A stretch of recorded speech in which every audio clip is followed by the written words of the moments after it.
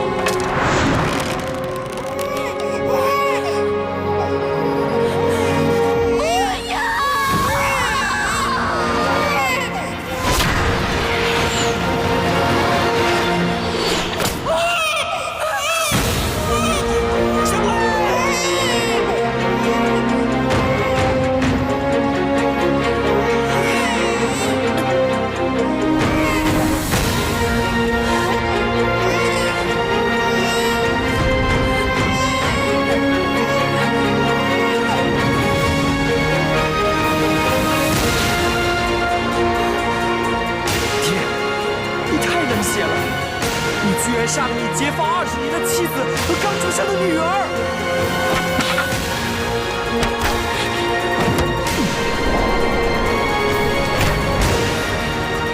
思清，要么你现在就一枪刺死我这个爹，要么就赶快走。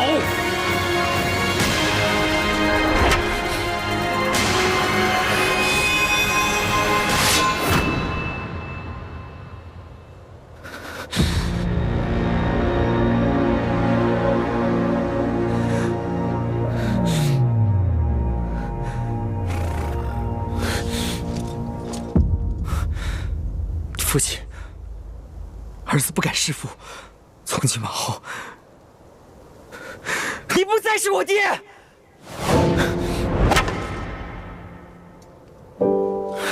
上！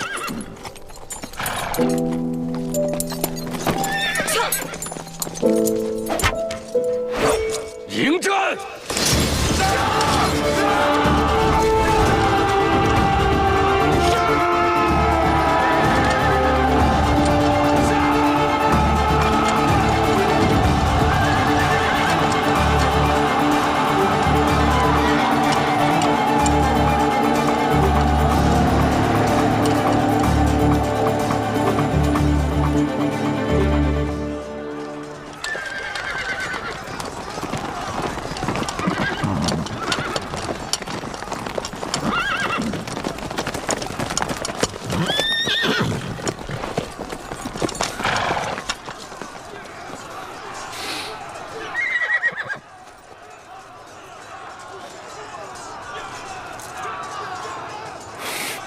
爹，我一定会让你后悔。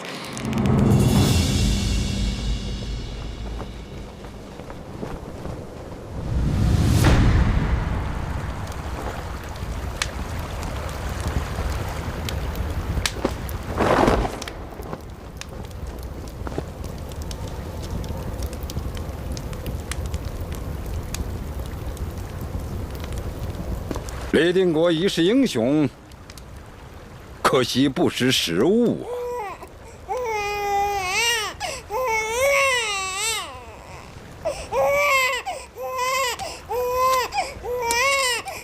哎呦，来来来，哎呦，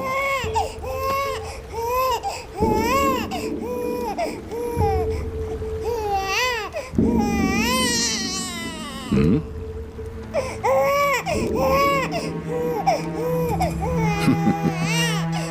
原来是这块玉佩救了你一命。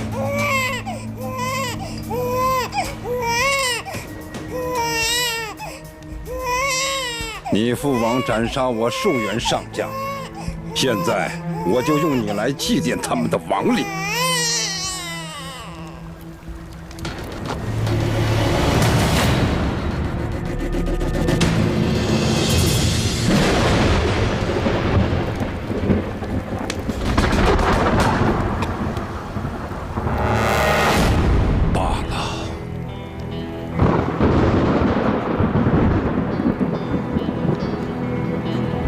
本王一生征战多年，杀人如麻，手上不知沾了多少鲜血，可却从未亲手杀过婴儿。今天，我就把你留在这战场上，是生是死，就看你的造化了。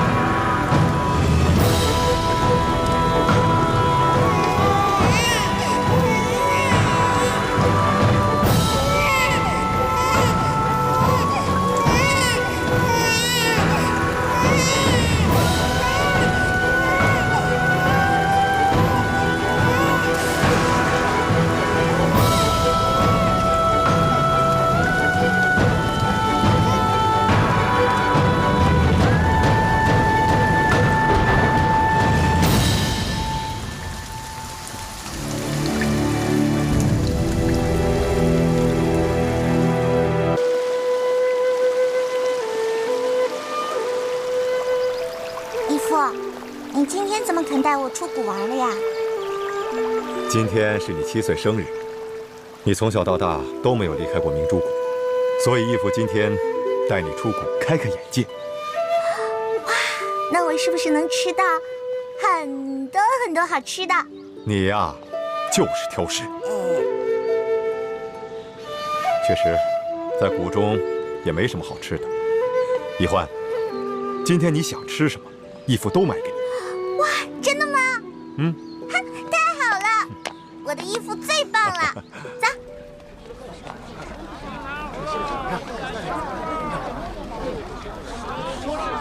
好，请问，到底发生什么事了？平西王呀，贴了告示，说是今日午时3刻，要当众绞死前朝最后一个皇帝朱由榔。朱由榔，不是逃到缅甸去了吗？缅甸王哪里敢得罪大清的皇帝和吴三桂啊？最后还是把他和他那些文武百官都送给了吴三桂。这要是遇到了改朝换代，这皇帝的命比我们这些老百姓还惨啊！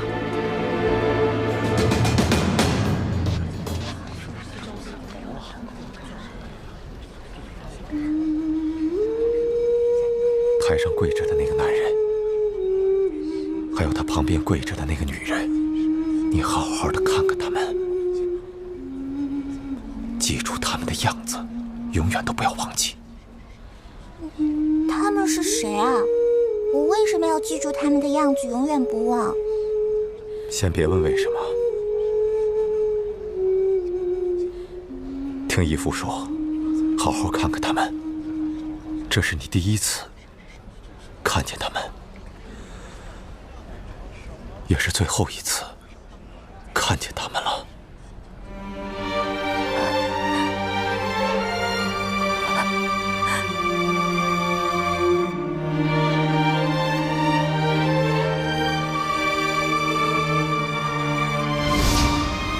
看这孩子这么爱笑，要不朕就给他起名叫做易欢。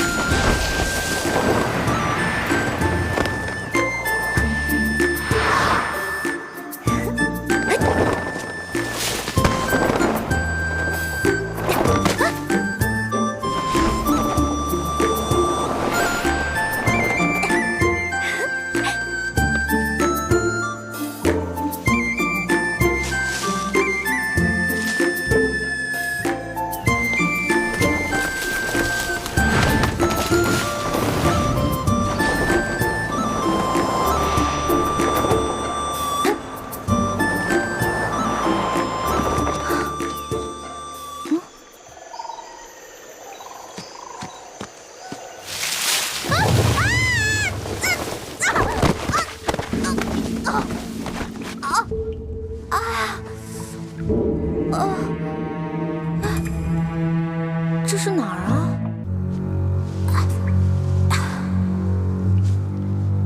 我怎么从来都没来过这个地方？难道以前有人住在这儿？这缸里是什么？打开看看。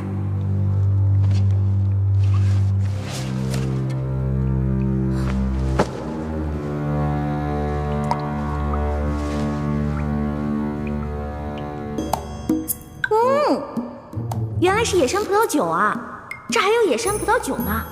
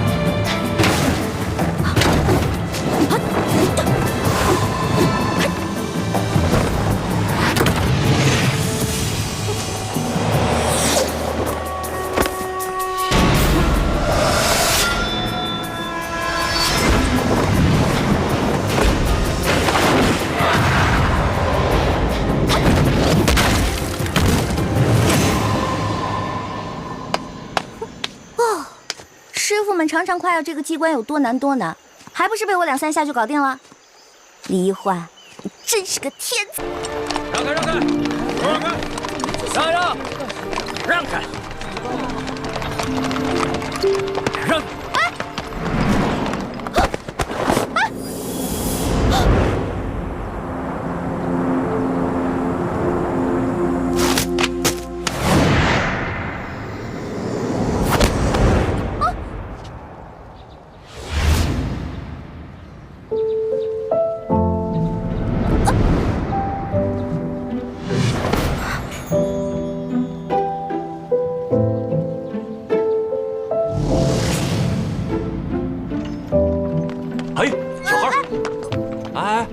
干嘛呢你？啊？对不起啊，不妨事。是少爷。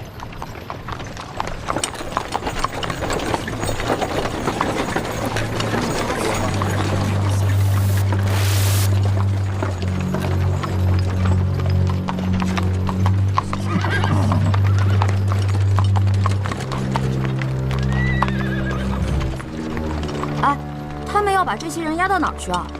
还能去哪儿？当然是菜市口了。菜市口，卖菜的地方。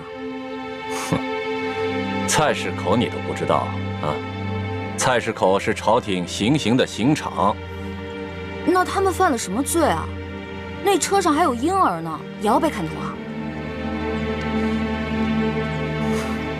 哎，他们可是前明的余孽，口口声声要光复大明，这都是特等的大罪，是要诛九族的。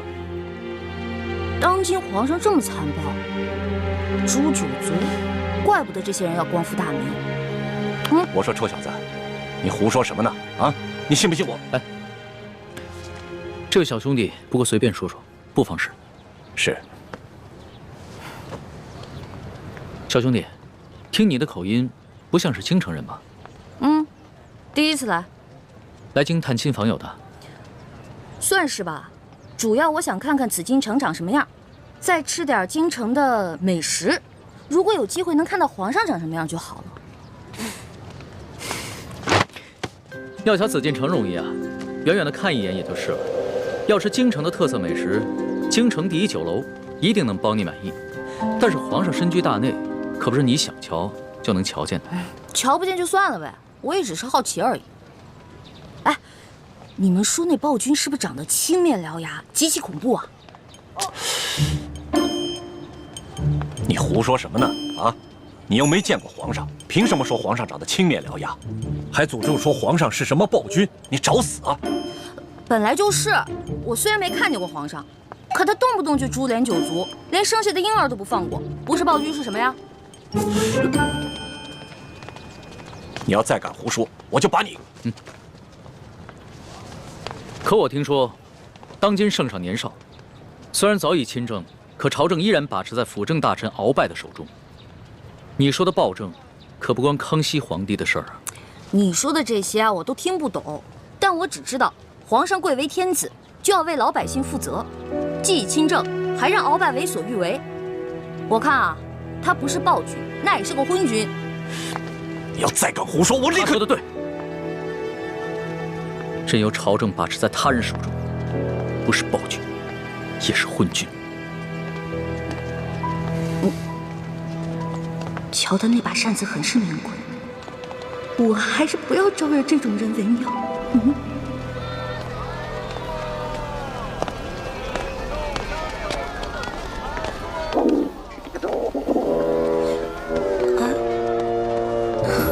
好了好了，我知道你饿了，要不然先把你填饱了，再去找猪哥哥他们。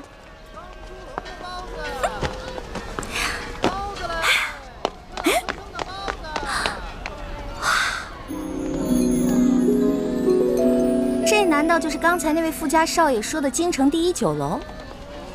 那全京城最好吃的东西，肯定就在里面了。您慢走。哎呦，客官，您里边请。您请。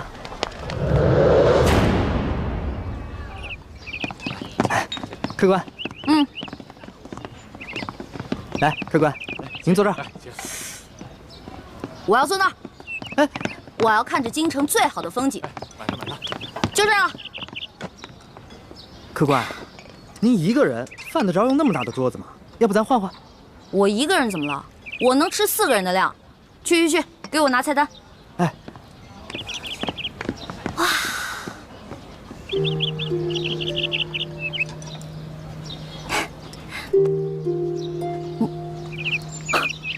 好巧，又见面了。原来是你啊！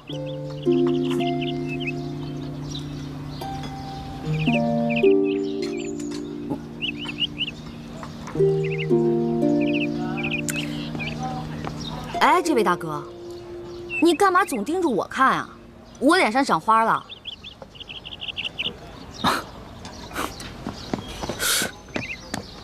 客官。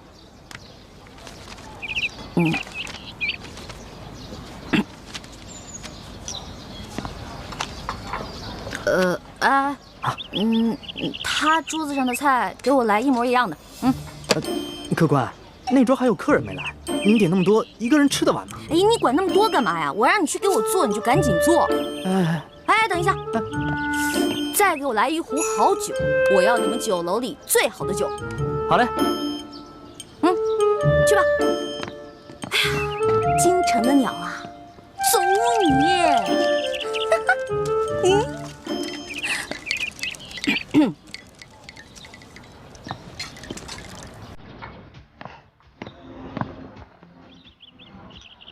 我说这位大哥，干嘛一直瞪着我看啊？还瞪我是吧？行，今天你瞪我，那我就瞪你，看谁瞪得过谁。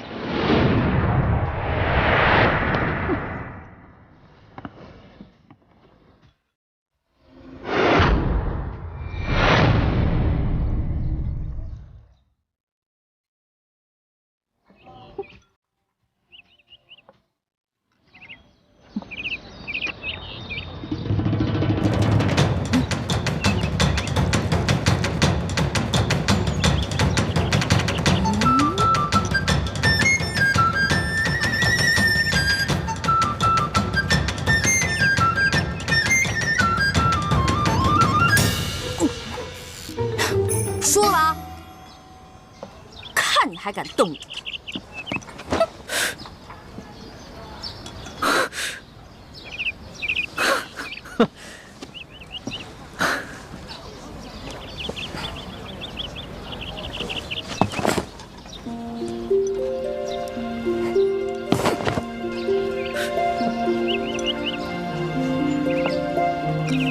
无赖！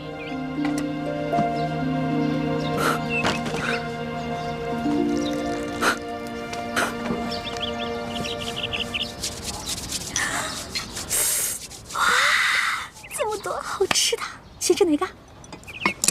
尝尝。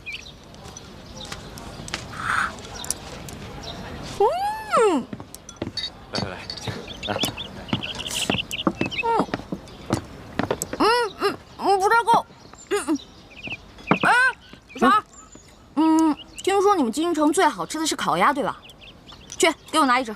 客官，您点的这桌菜，足够4、5个壮汉吃了。烤鸭你吃得完？什么意思啊？怕我吃不起是不是？我有的是钱。去，给我挑只肥的啊！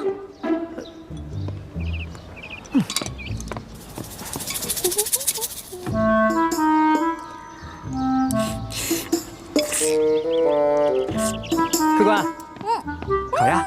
烤鸭。你看他得吃相啊！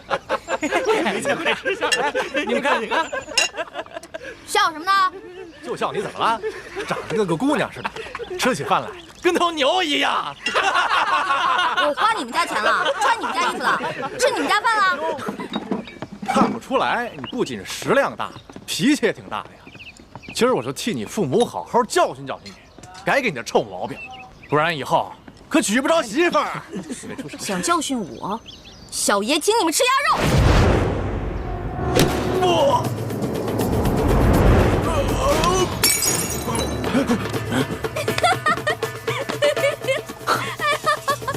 找死！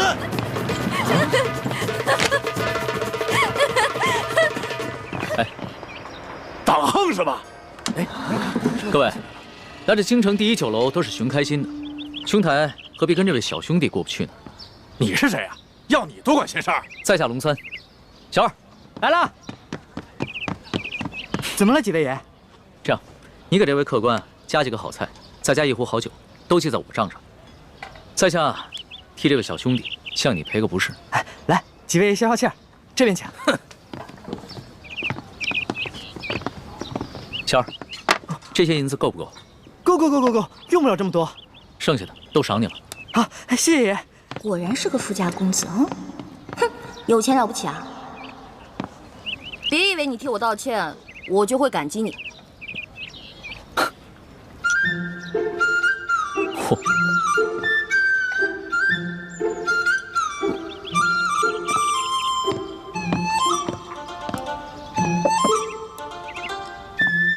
小兄弟，看你那么喜欢吃美食，这个呢，是我自家带过来的糕点，外面吃不到的，赏脸一品吧。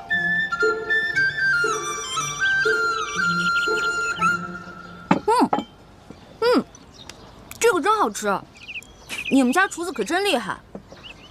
哎，你那个大个子跟班呢？啊，我让他出去办事了。可惜我吃的太多了，这也吃不下了。小二，哎，来了。你帮我把这些全都包上，我要带回去。好，那请先结下账。哦。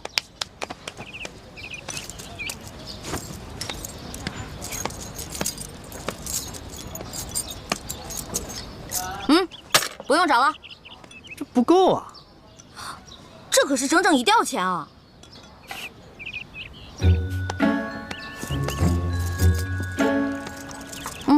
拿去。这还差得远呢。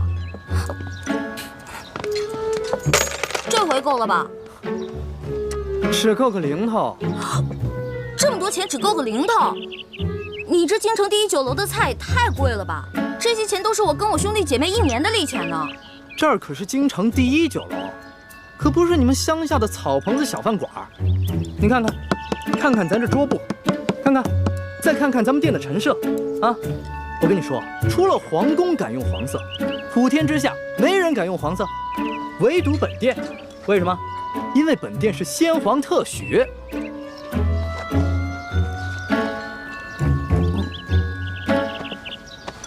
啊，这样吧，这顿饭钱我来出了。哎，且慢。虽然我知道你比我有钱，但是我也知道，无功不受禄。这样吧，我能不能先欠着，等我哥哥来了以后再付给你？可以啊，但是把你刚才掏的那块玉压在本店。带着这块玉赶回客栈，晚上会有别的叔叔接你回明珠谷。义父，你要去哪儿啊？我要跟你在一起。义父要为刚刚被绞死的那几个人收尸。这件事情太危险，你不能跟着我。那些被绞死的人跟咱们有什么关系啊？义父为什么要去给他们收尸？你还小，你不明白。记住，这块玉是你亲娘留给你的最后遗物，也是唯一能证明你身份的信物。你千万不能把它弄丢、弄脏。不行，这是我娘死前留给我的唯一遗物，不能给你。那客观的意思就是要吃霸王餐了。小兄弟，这个京城第一酒楼有个不成文的规矩，礼敬天下身怀绝技的能人异士。所以呢，你要是有什么绝技的话，能露出个一两手，这样的话就可以免了这顿餐费。对，如果你实在没有现银的话，可以露手绝技给大伙儿瞧瞧。那什么样的绝技啊？来，小兄弟啊，你看到这上面挂的字画了没有？只要你能题一首诗，写一首好字儿，或者是画一幅画，就够格了。不瞒兄台，诗词歌赋、书法绘画，我样样都会，但是可能比不上这上面的墨宝吧。若是小兄弟觉得自己文采稍逊的话，那会不会什么别的，比如某种乐器、舞蹈，或者武功杂艺？没错，乐器嘛，我会好多种，舞蹈、杂艺、18般武艺，我也都会那么一点点。但是绝技，恐怕还谈不上吧。原来客官所学杂而不精啊！哎，人的精力是有限的，这位小兄弟啊，年纪轻轻的就什么都会，已经是很难得的奇才了。这样吧，小兄弟，你就挑你最精湛的技艺来露一手，看看是否合格。若是不够格的话，我来给你做担保，等你找到你哥哥再来结账不迟。好，就听龙少爷的，挑个您最拿手的，来一个给大伙瞧瞧。好，来一个。多谢兄台。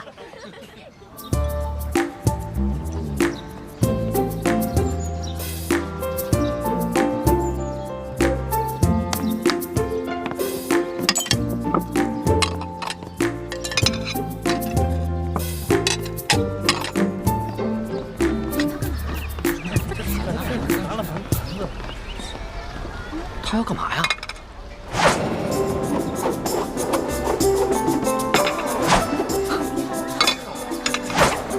小兄弟，你这手上功夫虽说不上如何，但也算不错。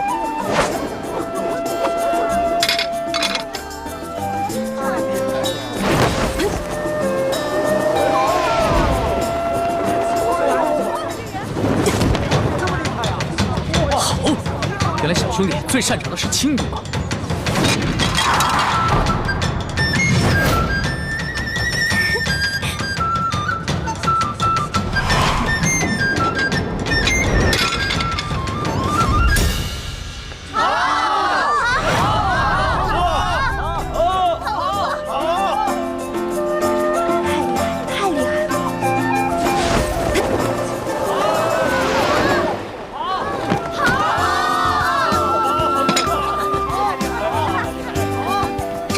了吧？当然可以，还请您留下高姓大名，下次再来本店提您名字可以打折。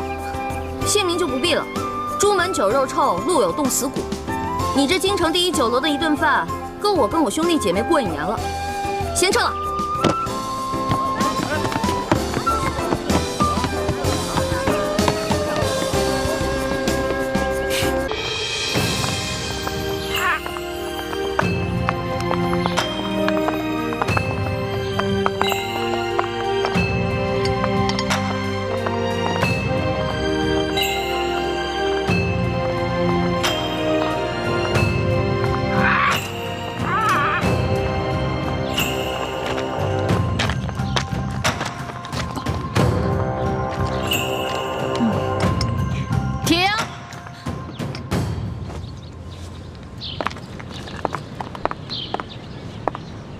走路的时候呢，手不能抬得太高，也不能放得太低，要恰到好处，这是规矩，知道了吗？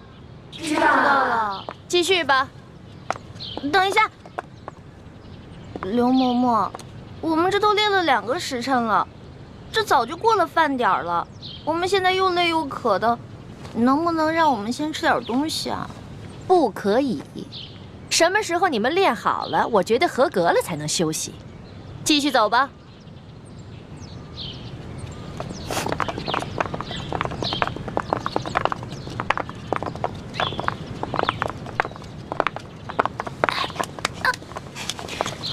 停！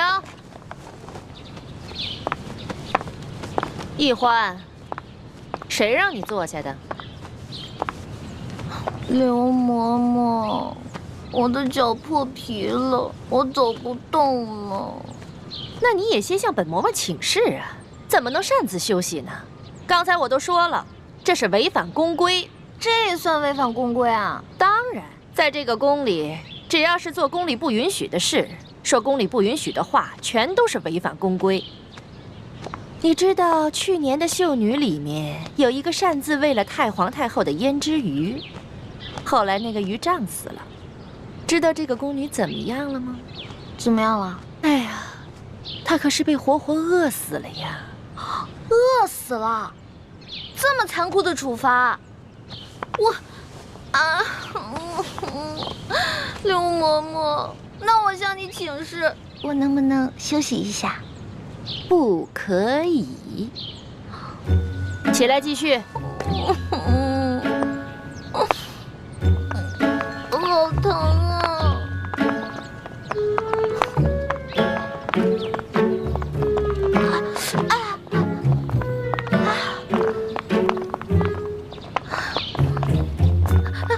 刘嬷嬷，怎么了？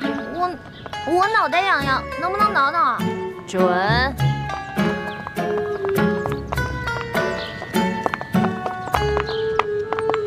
刘嬷嬷，说。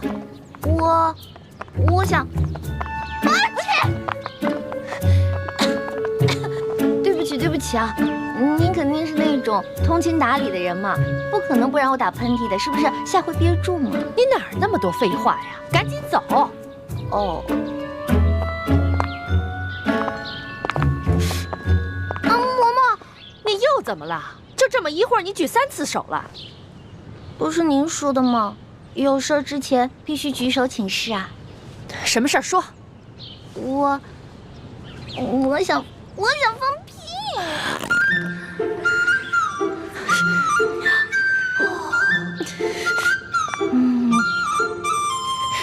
嘿，你个小丫头，我算弄明白了，你这是存心跟我抬杠呢吧？没有，完全没有跟您抬杠，我这不是憋不住了吗？少跟我抬杠，你那点心思以为我不清楚吗？来人呐，把他给我拖下去，杖责20。等一下，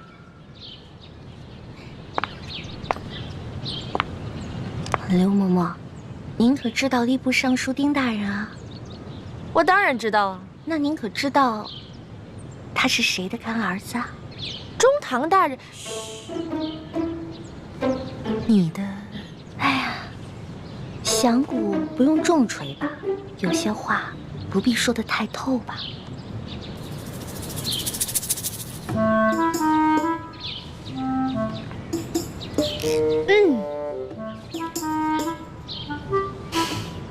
算了，我就看在你讲磨破皮的份上，放你先去休息一会儿吧。谢谢刘嬷嬷。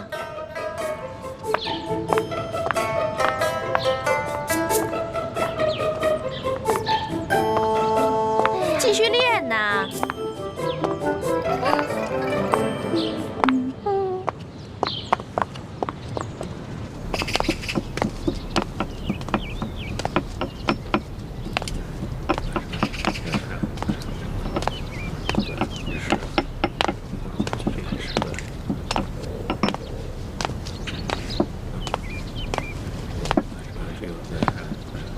这就是咱们的院判大人。院判大人，你就是新来的李太医。晚辈李建清，望院判大人多多关照。这年纪轻轻就能到这太医院来当值，想必一定有过人之处吧？这些灵芝呢，有10年生的、20年生的、30年生的、100年生的。药工们在晾晒灵芝的时候，突然下雨了，他们慌慌张张地抢收，把一些灵芝混在一起了。不知李太医可否3日之内将这些灵芝按年份分开，以便配药之用啊？3天时间，恐怕不合适吧？那你需要多长时间呢？1炷香。一炷香，这太高了，这怎么可能？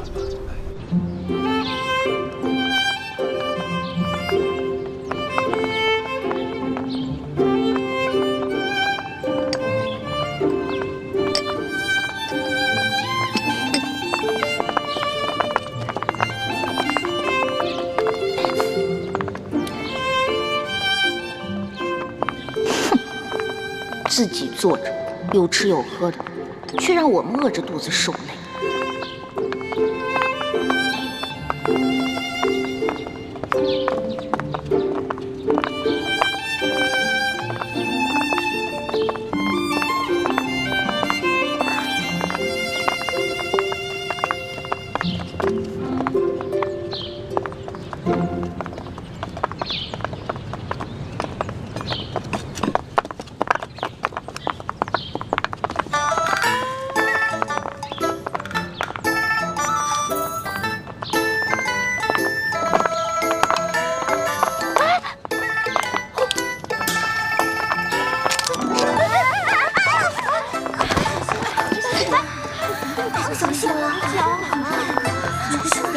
没事吧？起来，没事。你们3个怎么回事啊？啊，不好好练习，在这捣什么乱呢？在这跪2个时辰。刘嬷嬷，我们真的不是故意的，实在是踩了什么东西，滑了脚。嬷嬷，这儿有蚕豆，您看，玉兰姐姐准是不小心踩到了，才摔倒的。这怎么会有个蚕豆呢？你怎么了？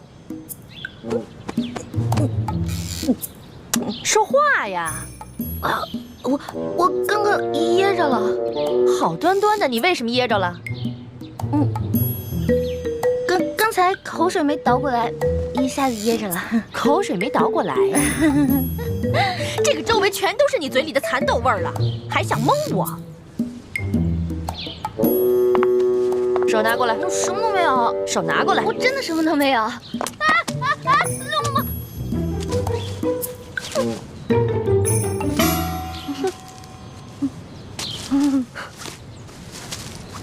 哼，你还想抵赖吗？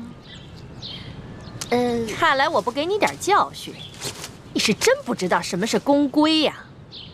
来人呐，等一下。刘嬷嬷，您忘了，我呢可是中堂大人的。什么人违反公规都要受处罚？你以为我到现在还没回过味儿来吗？其实刚才我就想明白了，中堂大人怎么会派你这么一个不知道天高地厚的野丫头进宫来呢？你既然那么嘴馋，又担心挨饿，那我就罚你今天闭门思过，谁都不许给他吃喝。什么？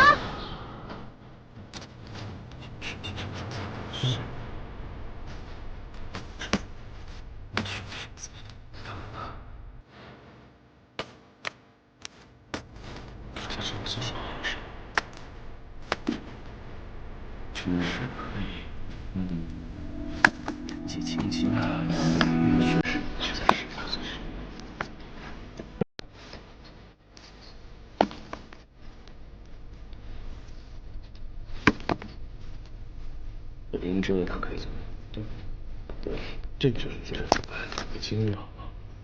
宣判大人，晚辈已将灵芝分好，请大人检视。对呀，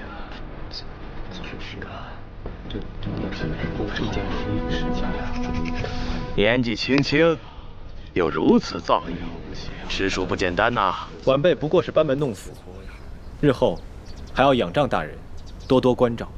好，有真才实学，不骄傲。李太医前途不可限量啊！哈哈哈哈哈哈！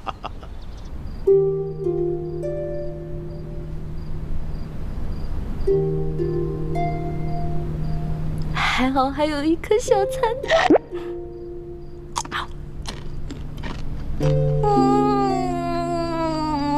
好好吃。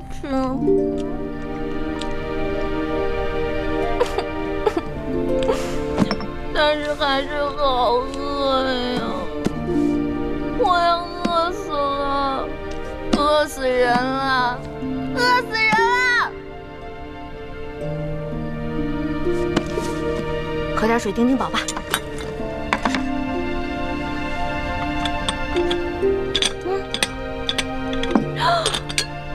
不是吧？啊！哎呀，好饿呀！好饿呀！饿死啦！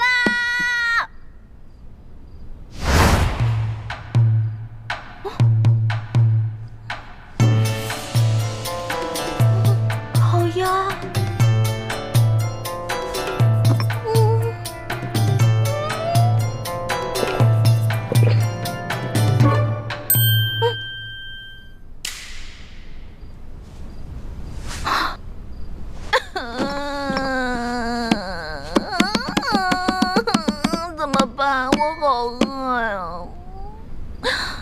才进宫我就要饿死了，也不知道猪哥哥找没找到龙小弟。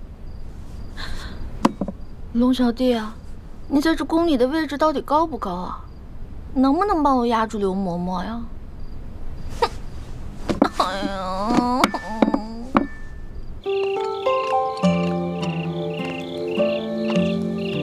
大哥，大哥！大哥，大哥，大哥！不是约好了在这见面的吗？人呢？会不会是刚进宫找不到路啊？哎，不对不对，他那么聪明，怎么可能呢？难道是出什么事了？大哥，大哥！哎呀，饿死了！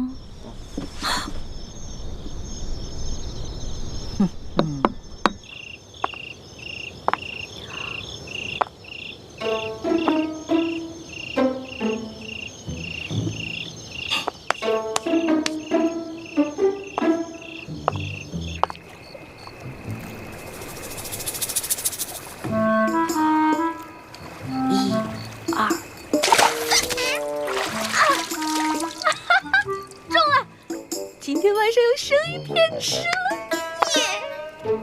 走着，走了，生鱼片。太太爷，太太爷，太爷，太爷！嘿，吓死我了！哎呦，原来是你这个鬼东西在这装神弄鬼啊！吓我一跳！太太爷。你还说是不是？行，看我怎么教训你！哼，让你知道我的厉害！嗨，你师傅没教过你吗？祸从口出，被我逮着了吧？走！哟，哎呀，进宫就要少说话，多做事，知道吗？不要像我一样叽叽喳喳的，聒噪。不许再说了啊！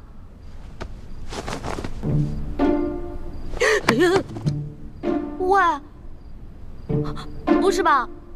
我没杀你啊！不是我杀的，不是我杀的！哎，你醒醒，你醒醒！不是吧？我把你给憋死了！啊，我不是故意的，要不然我给你念《金刚经》超度吧。对不起，对不起，对不起，对不起啊！咱们储秀宫里喂了几年的鹦鹉，居然不翼而飞了。养在池塘里的锦鲤也少了一条。说吧，谁干的？知道吗？嬷嬷，玉兰、荣慧、秀禾昨晚出去过。玉兰、荣慧、秀禾，你们出来。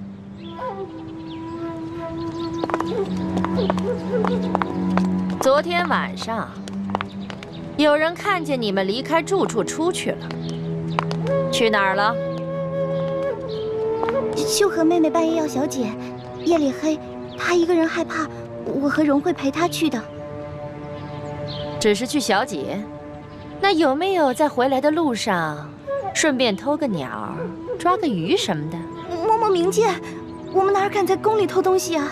可是除了你们三个，就没人离开过房间。不是你们还能是谁？来人，把这三个给我拖下去掌嘴，打到招了为止。嬷嬷饶命啊！嬷饶命啊！饶命啊！饶命啊！慢着，昨天除了他们三个，还有人离开过房间。谁？我。你？我昨天不是罚你闭门思过吗？你居然敢偷偷跑出去！是啊，我闭门思过了。我一天没吃没喝，但是我总得拉撒呀。其实我早就怀疑你了，只不过是因为没有证据，我不便发问。这批秀女里边就属你胆子大，准是你昨天饿了一天，又打起那鱼鸟的主意了吧？哎，你有什么证据证明我拿了你的鱼跟鸟呢？捉贼得拿赃啊！我有没有冤枉你呢？我自然会查清楚的。不过这储秀宫呢，夜里会落锁，外人进不来，里面也出不去。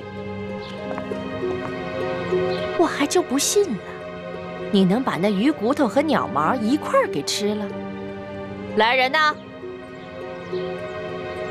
给我搜！哼，老东西，我就不信你能搜得到。对不起啊。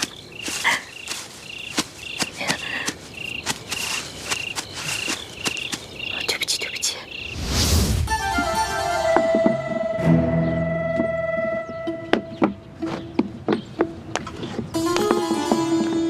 刘某某，没有。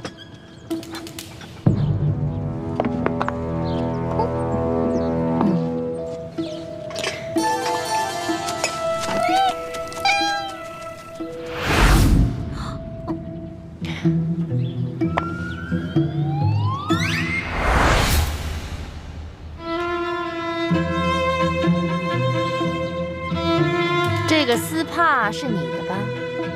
人赃俱在，还想抵赖吗？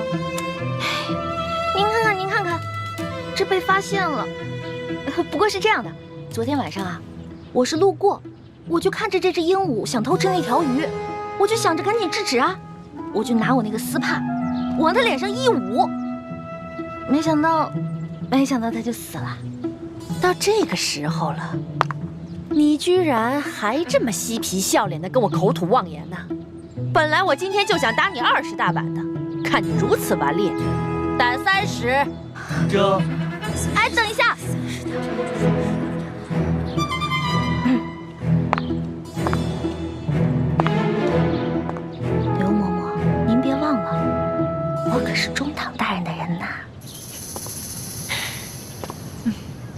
要是连你这个鬼话都信，那我岂不是白活了这么多年？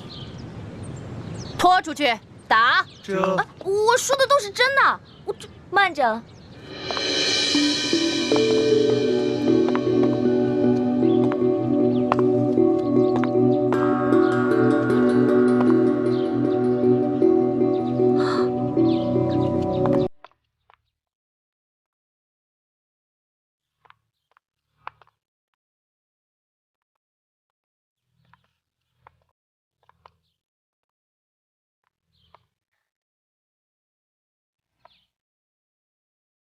刘嬷嬷，可否借一步说话？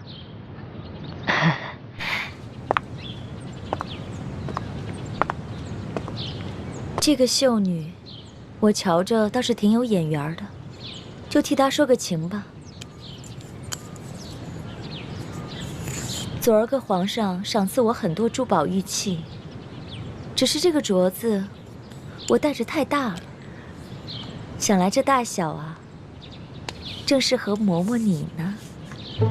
哎呦，那就多谢厉贵人赏赐了。今天这事儿就看在厉贵人的面子上，我就不追究了。那就多谢嬷嬷了。这个秀女有些不懂规矩，不过长得嘛倒是挺可人的。嬷嬷不如把她交给我，我来替嬷嬷好好调教调教。厉贵人，你亲自调教，那自然是易小主的福分了。易欢，还不谢过厉贵人？易欢，谢过厉贵人。徐姐姐，师傅们真的不应该把你安排进宫。这大清的皇上是咱们最大的敌人，你却要委曲求全，委身于他。一想到这儿，我这心里就堵得慌。你也别太怪师傅们了，他们这么做也是为了尽快找到铜匣，拿到藏宝图和议事名册，壮大咱们联盟的力量。可是这是牺牲了你一生的幸福啊！个人的幸福比起光复大明的大业，不足为道。更何况，我早就是一个无父无母的孤，如果不是六师傅收养我，我可能早就冻死在冰天雪地了。我跟六师傅名为师徒，实则亲同母女。可惜，好日子没过多少年，梅花门就遭到了血洗。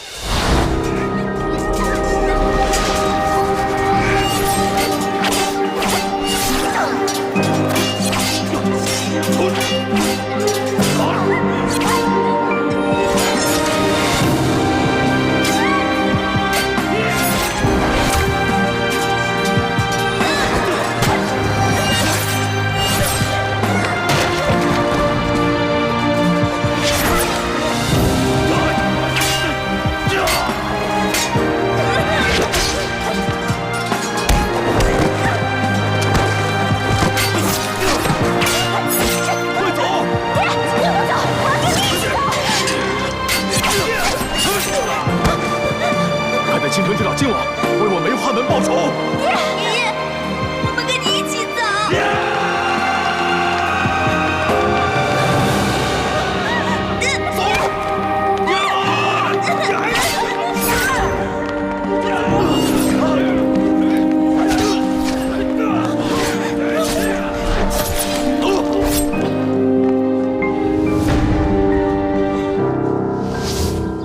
那个时候，我年纪还小，什么都不懂。六师傅告诉我，那些杀手全都是清廷的走狗，凡是不归顺清廷的武林门派，全都遭到了血洗。这么深的血海深仇，让你一个弱女子来报，实在是……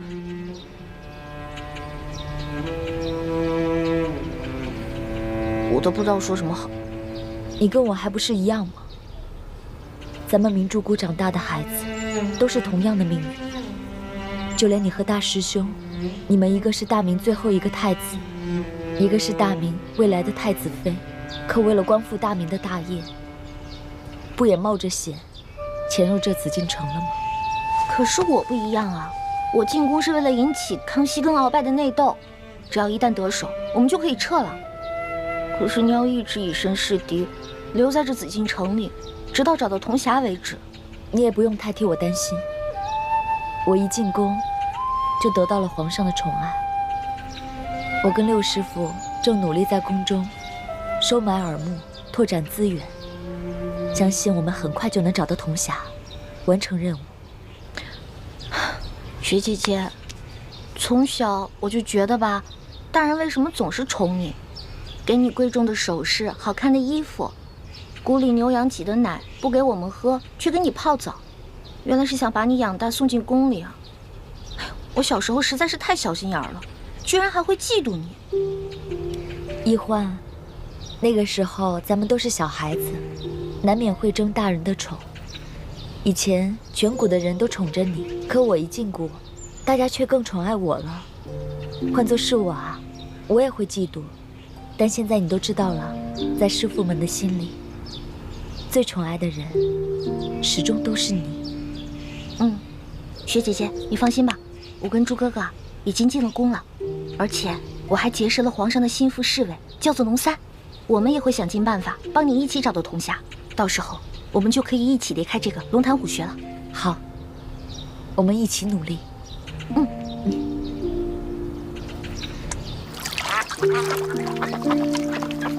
雪姐姐，你看我这个好看吗？走得还真稳。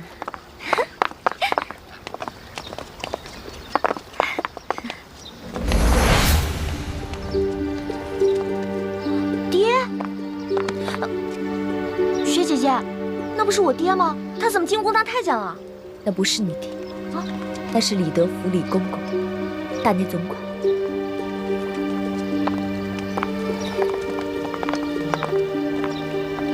厉贵人吉祥。李公公安好。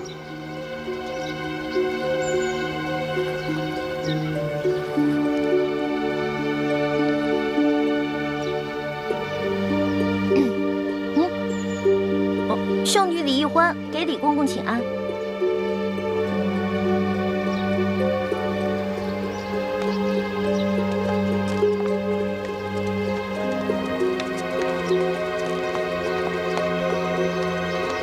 薛姐姐，你没骗我吧？那个太监真的不是我爹啊？他真的不是。我刚进宫的时候，一看到他也把我吓一跳，差一点把他错认成大师傅。可我再多看几眼，就看出了差别。大师傅为人严正，心地坦荡，脸上的神情总是很严肃，喜怒都能看得出来。而这个李公公却是个深藏不露的笑面虎，你永远也看不出他心里在想什么。怪不得，你都被封为贵人了，他对你好像还不是特别的恭敬。这你就不知道了。来，这李公公啊，是这宫里的大内总管，在这宫里面很有权势，再加上深得太皇太后的宠信，所以啊，后宫的嫔妃们都特别巴结他，连皇后都不例外。我只不过是一个小小的七品贵人，他自然不会把我放在眼里了。怪不得呢，这个李公公刚才还对你打声招呼，跟我连理都不理。欢儿，你以后见到李公公一定要主动打招呼行礼。这紫禁城可不比咱们明珠谷。哦，为人处事一定要小心谨慎，稍有疏忽就得罪了人，别人在背后害你，你却一无所知，那岂不是很危险？哎呦，这皇宫简直不是人待的地方吗？你啊，从小一向在外面野惯了，如今也身不由己进了宫，还真是难为你了。你和你那个结拜兄弟龙三联系上没有？别说了，根本就没有。我们这个刘嬷嬷简直不是人，我根本就没有机会逃脱他那些眼线，我只好让朱哥哥帮我去联系了。那就希望大师兄能够联系到龙三，让这个龙三在皇上面前帮你周旋，这样你还能安全一些。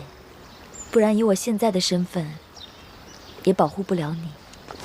雪姐姐，六师傅，放心吧，我现在已经知道这皇宫的厉害了。我发誓，我绝对不会再让雪姐姐六师傅跟朱哥哥为难了，我绝对不会再给你找麻烦了。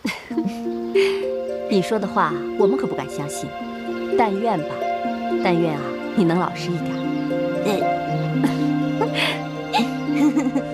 皇祖母吉祥。得了，不必拘礼，皇后来坐吧。谢皇祖母。你们都退下吧。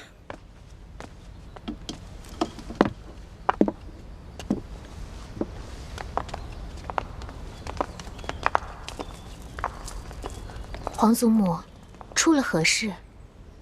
哀家刚刚得知，这批秀女中混入了鳌拜的奸细。奸细？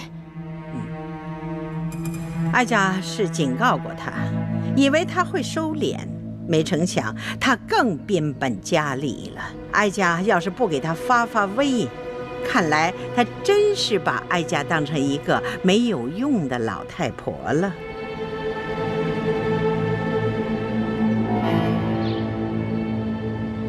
我前几天和另外一个太医被院判大人留在院中值夜，没能找到机会出去。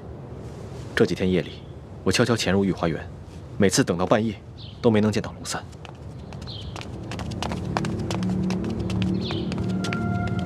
他会不会跟你一样，被派到某处值守，没有机会跟我对接啊？你这个结拜兄弟龙三到底是什么身份？我问了那么多人，都没有人听说过有一个叫龙三的御前侍卫。不是。他跟我说的，他不会骗我的。你怎么知道他不会骗你？你没什么江湖经验，跟他交往又不深，他未必会真心对你。可是我们是拜了把子的。拜了把子又如何？你对他，不也隐瞒了你自己真实的身份吗？都怪我，每次跟他接头都在京城第1酒楼，什么都没顾上，光顾着吃了，都没打探出他到底什么身份。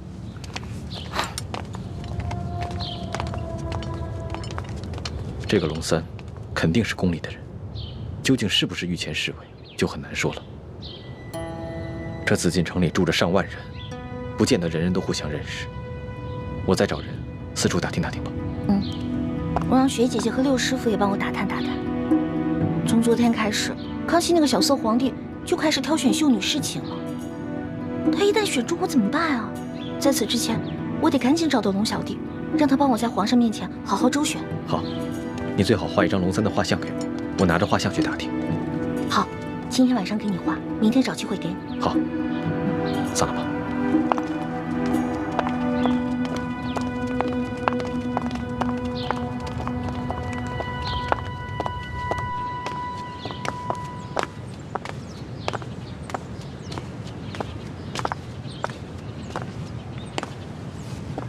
太皇太后，秀女富察荣惠觐见。荣惠给太皇太后请安，太皇太后吉祥。抬起头来。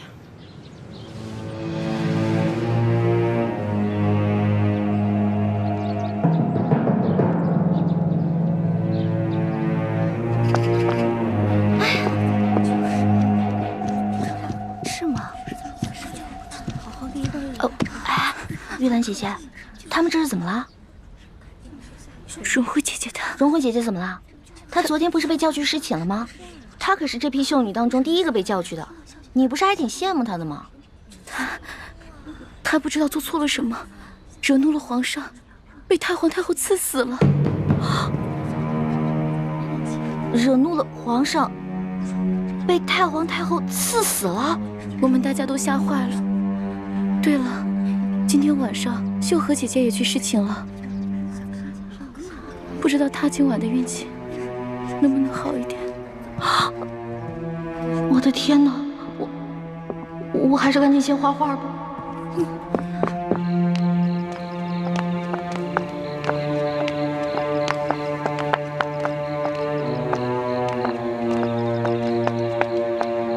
哎，朱哥哥，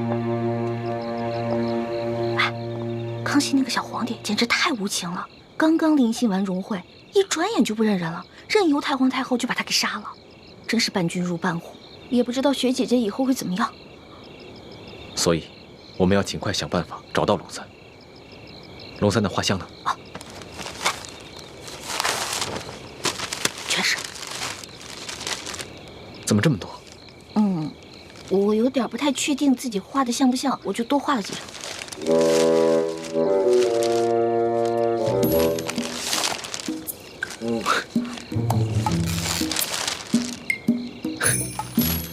你这画的都是龙三？对啊，这张鼻子像，但是眼睛有点小。这张呢？这张眼睛画大了，下巴又不对。这张下巴像，可是眼睛有点小。这个眼睛还行，但是脸盘子有点大。哎呀，反正都还差不多，你自己看吧。环妹，以前在谷里上课的时候，就叫你认真一点，你就是不听。现在知道后悔了吧？哎呀，好了好了，别说我了，这时候批评我也没用啊。看来，我还是去御花园碰碰运气吧，看看能不能找到龙三。你去吧。好。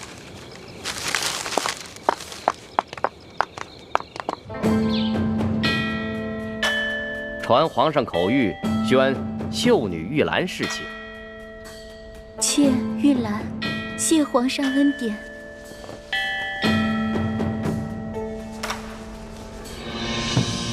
起来吧，随咱家前去沐浴更衣。李公公，秀禾呢？他为什么一直都没有回来？他不会再回来了，他也被太皇太后赐死了。姐姐，公公，可知道秀禾犯了什么过错，被太皇太后赐死了？可否提示一下，也好让妾吸取教训。这个嘛，咱家也不清楚。主子们要赐谁死，那还不是一句话的事，谁又敢多问呢？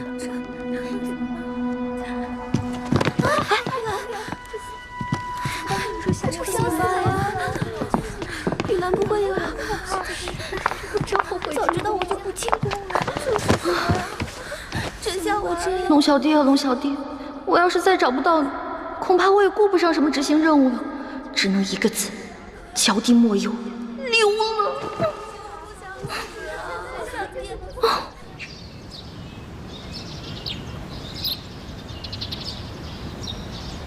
混入秀女中的3个奸细，都被哀家给处置了。这下皇上该清静了。皇祖母，如此一来，鳌拜一定会对你老人家怀恨在心的。这宫中啊，爱哀家的，恨哀家的，就像哀家的头发丝一样多。如今他们也老了，啊，这头发细的也都掉得差不多了。哀家就是为了皇上，不管他是明枪或暗箭，哀家都能挡得住。皇祖母，皇上常说，没有皇祖母就没有他，是您为他和大清江山撑起了这一片天。哎，那是，哀家跟皇上相依为命，这么许多年不容易呀。哎，皇上啊，是哀家的命根子啊，他只要不像他的皇阿玛，哀家就心满意足了。皇祖母放心，皇上不会重蹈先皇覆辙的。这么多年来，皇上从来没有对哪个妃子特别上心过。宫里来了那么多的秀女，皇上似乎也没有多大兴趣。他才多大，正当年少，又急于亲政，这男女之事啊，自然不往心里去。当他的朝局一稳定，那可难说了。你看他的皇阿玛遇到那董鄂妃的前后，判若两人呢。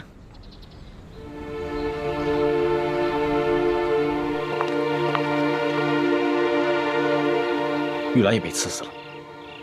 康熙那个小皇帝一定是疯了，居然一连3天宣了3个秀女侍寝，等天一亮就借口他们事后不周，把他们交给了太皇太后。太皇太后竟然把他们都给赐死了。这事儿不对。康熙性情沉稳，不像是那种喜怒无常、嗜杀成性的人。而且清晨告诉过我，康熙召他侍寝的时候是很温存的，一点都不难伺候。那他怎么会一连3天要赐死3个秀女呢？这事一定有蹊跷。可惜我和倾城想了很多办法，都没有找到龙三。不然可以让易欢去问问龙三，这究竟是怎么回事。六师傅放心吧，易欢已经想到找到龙三的办法了。哦，是什么办法？既然易欢找不到龙三，那就只能让龙三来找易欢了。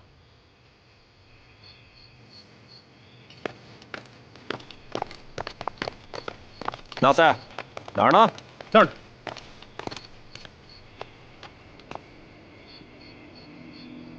哎，奇怪了，这谁呀？啊，居然这么大胆儿，在这紫禁城里给我放孔明灯。义父，此事蹊跷，这孔明灯上还印着2个字“龙三”，这会不会是什么行动暗号？老三，你带2个弟兄，把这盏孔明灯给我取下来。走。你们俩去御花园里看一看，到底是谁在放孔明灯，有什么目的？走。走，我们去保护皇上。走。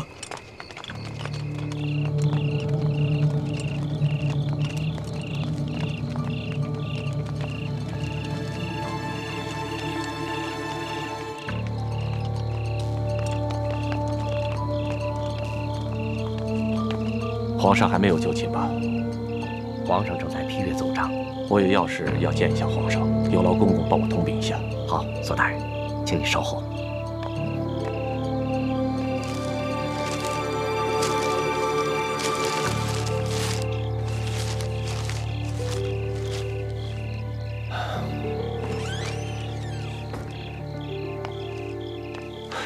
怎么样，李公公？索大人，皇上宣你觐见。啊，多谢了。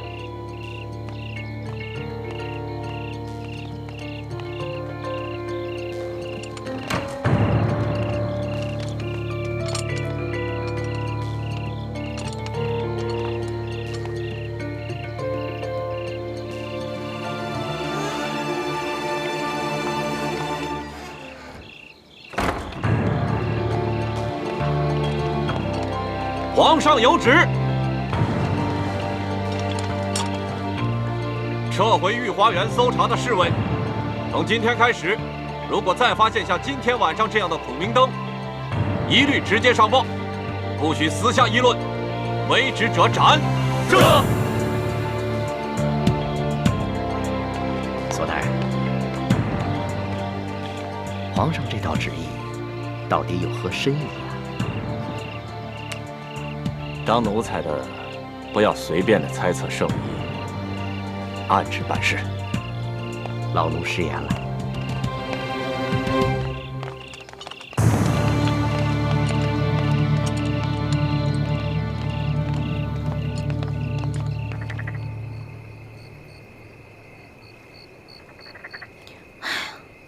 这个龙小弟，你要是今天再不出现的话，我就跟你绝交。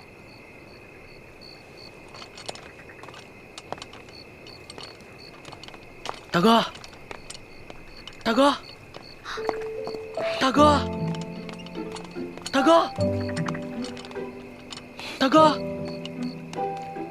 大哥，大哥！我呀，龙小弟。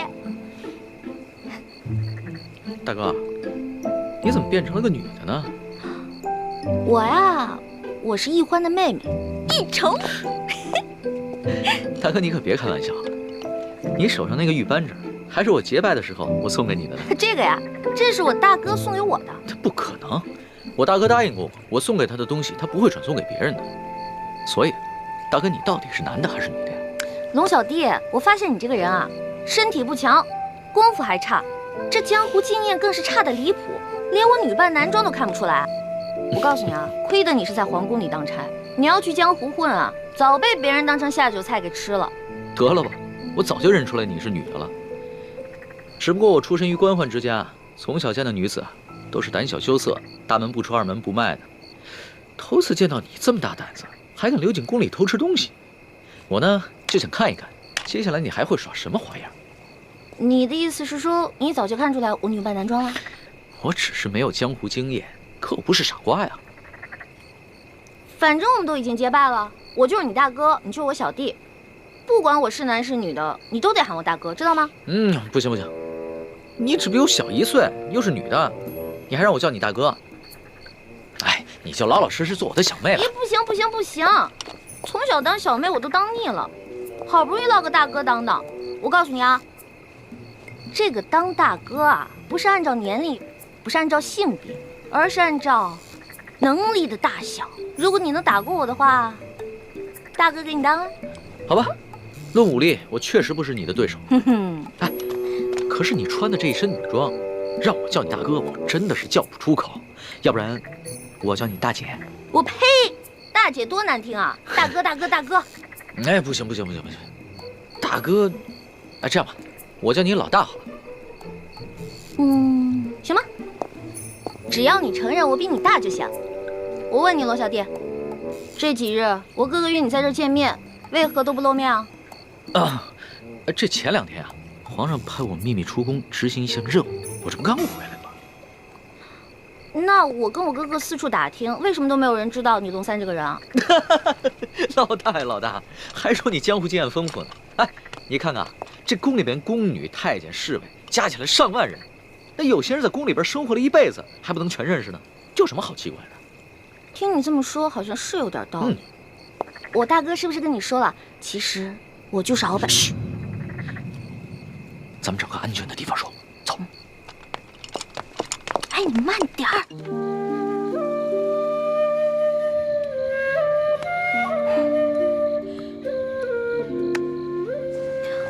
对了，龙小弟，如果你跟皇上揭发鳌拜图谋不轨、伪造秀女的事情，是不是可以治鳌拜一个大罪啊？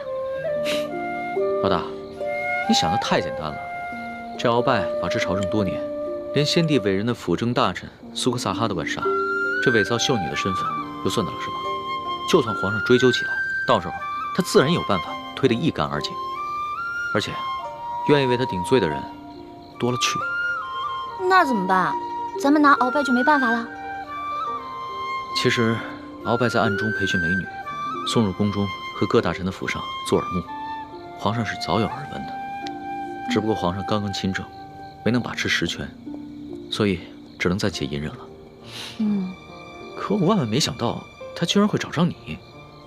嗨，我呀，本来可以施展轻功溜走的，但是我一想，我不是还有我的龙小弟吗？所以我打算把这些都告诉你，你跟皇上说，没准还能立个大功呢，是不是？没想到老大居然肯为我冒这么大的风险。哎，对了，老大，那个大补丸的解药要不要解？有没有解呀？哎，那个大补丸啊，当然。当然要紧了。那个大补丸可是鳌拜独家秘制的毒药，我跟我哥哥拿它都没办法。但是我一想，为了你，龙小弟，我要心甘情愿，哪怕是上刀山、下火海，也在所不惜。老大，还是你对我情深意重。等皇上抓着鳌拜以后，一定会逼着鳌拜交出大补丸的解药的。唉，那个小皇帝我是指不上了。一连3天，临幸的3个秀女，天一亮就被太皇太后直接给除掉了。像这样的暴力昏君，你说他就算抓住了鳌拜，掌握了大权，与我跟天下老百姓有何关系啊？老大，其实你误会皇上了。那3个秀女啊，都不是普通的秀女，她们都跟你一样，是经过训练送到宫中来当奸细的。你是说，在这批秀女当中，还有其他秀女是鳌拜的奸细啊？当然，不仅鳌拜，还有吴三桂，还有一些心怀不轨的大臣，都在秀女当中陪着有自己的亲信，妄图把手从朝堂之上伸到后宫中来，用来控制皇上。天哪，被你这么一说，好可怕呀！这原来看似平静的皇宫，有这么多阴谋啊！不过可惜那3个秀女了。他们有什么错呀？他们肯定也是受人胁迫才不得已的。哎呀，这个皇帝心真狠，把他仨全杀了。老大，这权力之争啊，不像是请客吃饭，而是你死我活的较量。皇上要是在这个时候仁慈一点，那他就会被像鳌拜那样的权臣掌控的死死的。龙小弟，你说皇上会不会把我？若是皇上呢，悄悄派人查出你的底细啊，那你这小命肯定就不保了。但是我已经跟皇上禀报过，所以一定会保你没事的。真的啊？而且你要是配合皇上抓住了鳌拜，一定会立下大功的。哎，如果我配合皇上抓住了鳌拜，他是不是可以给我好多奖赏？那当然，赏赐的金银珠宝，你3辈子都花不完。真的假的呀？那这一趟冒险我可值了。说吧，让我怎么配合皇上？怎么配合皇上？既然鳌拜如此希望你邀得圣宠，那我们不如来一个将计就计。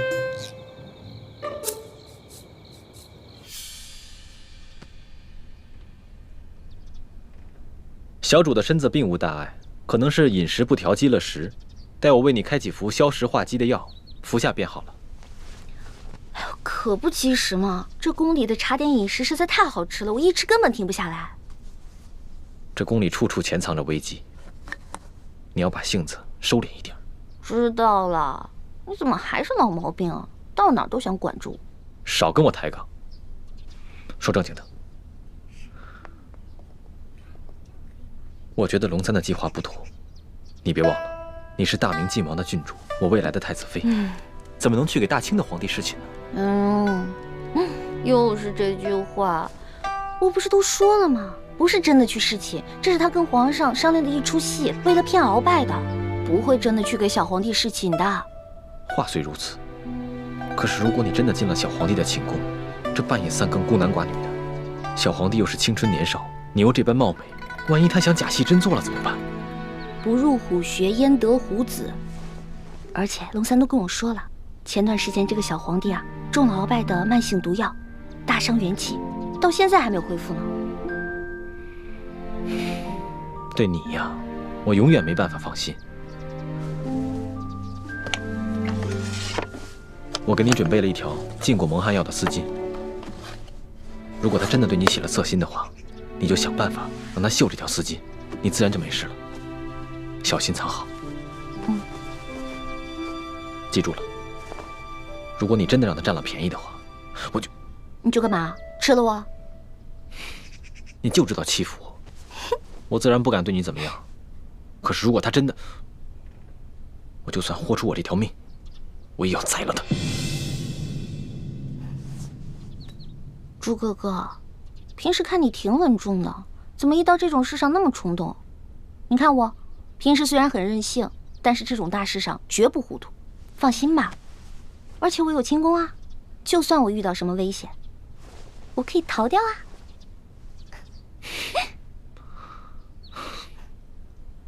我这就为小主去煎药去。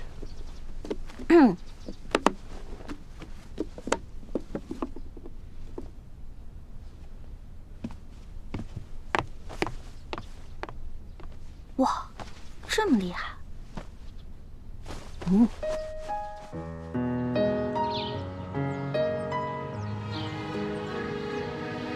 皇上有旨，宣易欢姑娘侍寝。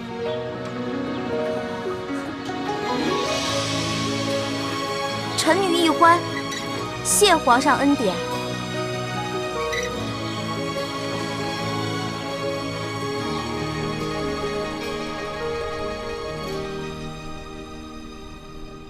清晨的风吹如花，落入尘世的繁华。爱迎来卷风沙，恨不过一生的牵挂。愿做他掌上的明珠，献上我纯真的祝福。你爱照我心，献情礼物，留下无悔的倾诉。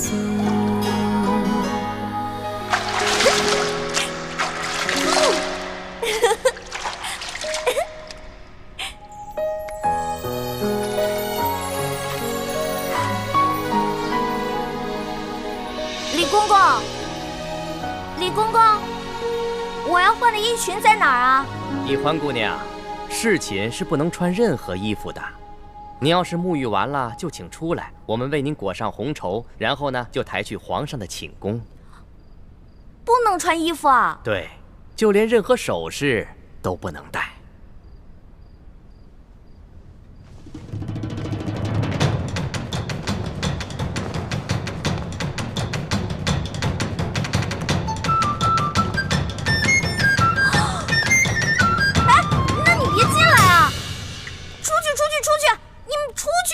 不行，必须由我们亲自给你裹好红绸，顺便检视一下易欢姑娘的身体皮肤状态，看看有没有突发的瑕疵，以防止易欢姑娘夹带其他的物品。那哪行啊，男女授受不亲。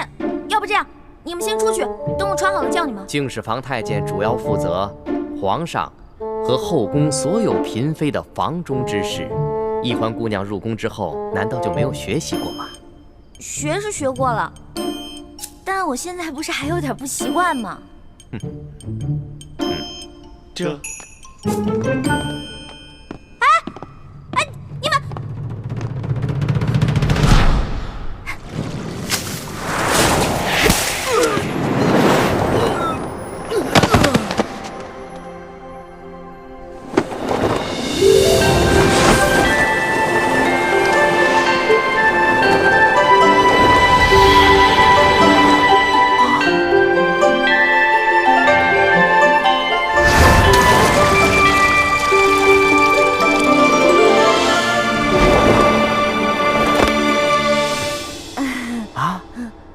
易欢小主，你居然会轻功！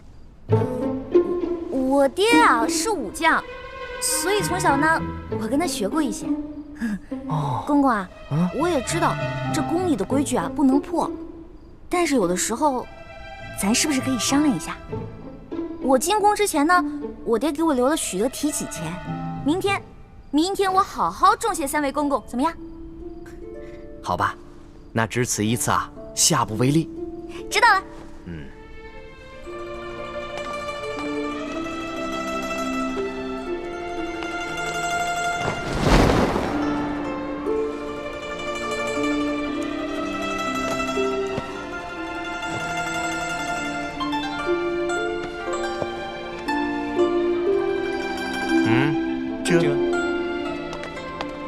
哎，那个公公，我把那个丝巾拿一下，我的丝巾。我的丝巾！哎，公公！易欢姑娘，别说丝巾了，一根丝线都不能带。我的丝巾，公公，我的丝巾！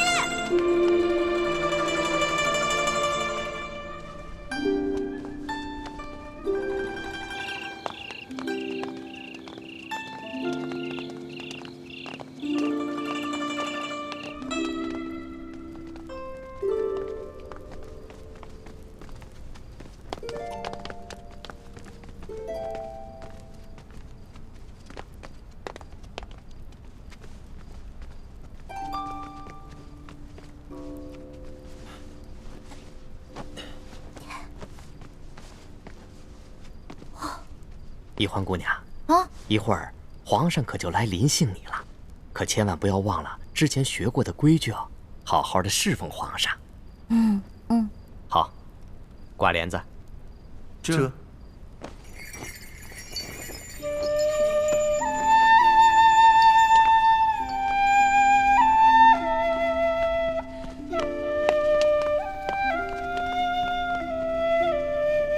原来这就是皇帝的寝宫啊！也不知道龙小弟究竟和康熙那个小皇帝说好了没有？朱哥哥给我准备的丝巾没有了，万一这小皇帝临时起了色心，假戏真做了，那可怎么办啊？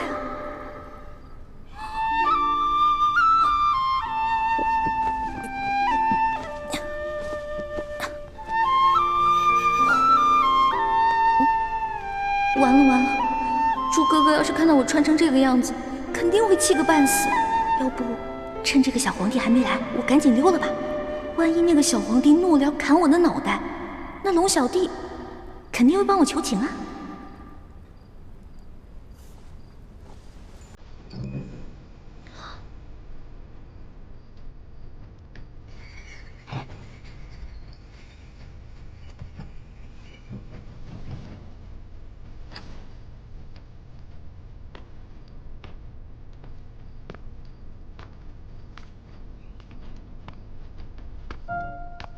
你要去哪儿啊？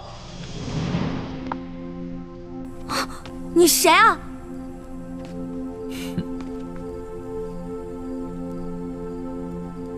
除了朕，还能有谁啊？你是皇上？你是皇上，为什么要戴面具啊？啊，朕喜欢在临幸后宫嫔妃之时，玩一些有情趣的小游戏。臣女一欢叩见皇上，皇上万岁万岁万万岁！起来吧，这里又没有外人，不必那么拘束。谢皇上。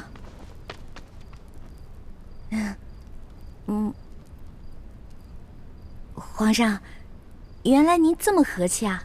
我一直……不，说错了，臣女是臣女。没关系，这里没有外人，朕允许你自称我，这样说起话来才更自在。对了，你刚刚要去哪儿啊？我刚刚觉得这屋太黑了，我打算出去找几盏灯，拿回来点一下。朕在就寝的时候啊，喜欢光线暗一些。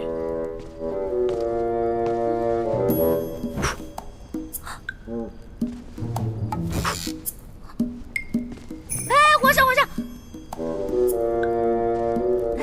您别把最后一盏灯也吹灭了，我怕黑。别怕，有朕。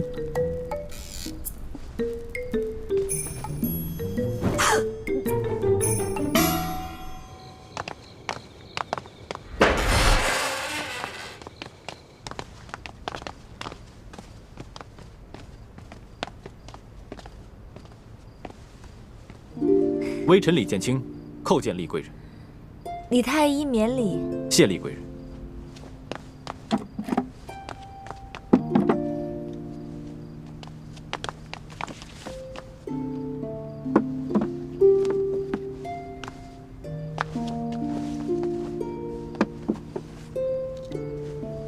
有劳厉贵人。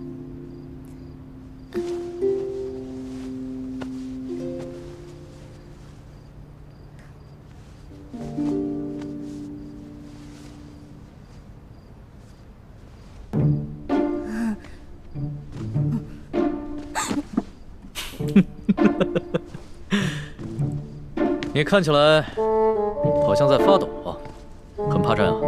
我没有，我只是觉得这屋子比较冷而已。哦，你穿的这么少啊，难怪会冷。要不然这样，你到朕的龙床上躺一会儿，盖着被子暖暖身子。哦，让我上床，这小皇帝果然没安好心。我突然不冷了。那就让朕抱抱你，替你暖暖身子。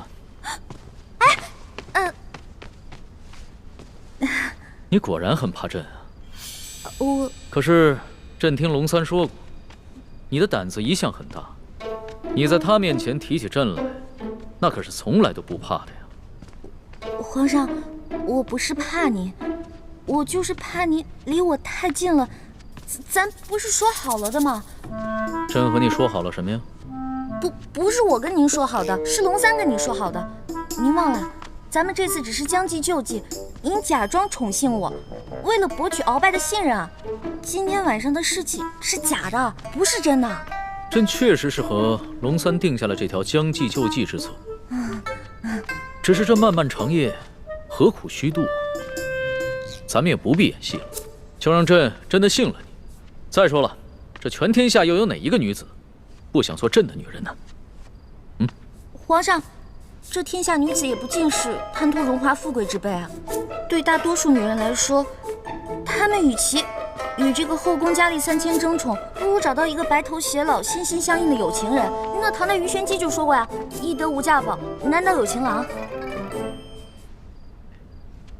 朕自13岁大婚以来，还从未有人跟朕说过这样的话。皇上，您生气了？你不会砍我头吧？你当朕是杀人狂魔吗？动不动就随便砍别人的头。你这句话非但没有激怒朕，反倒更加激起了朕的兴致。我看咱们也不必苦苦做戏了，就让朕真的信了你。待共度良宵之后，朕便封你做贵人。皇上，你觉得如何？皇上，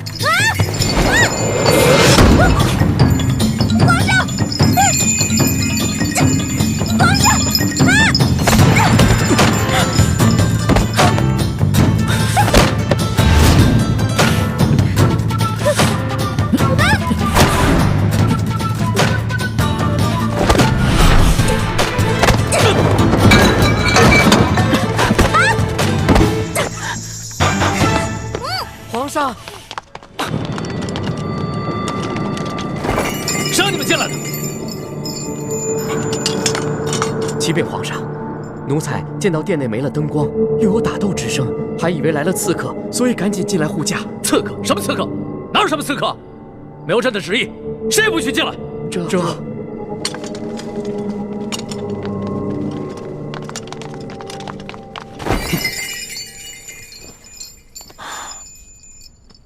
好了，别再动手了。再动手的话，真把你当刺客，你这颗脑袋就真的搬家了。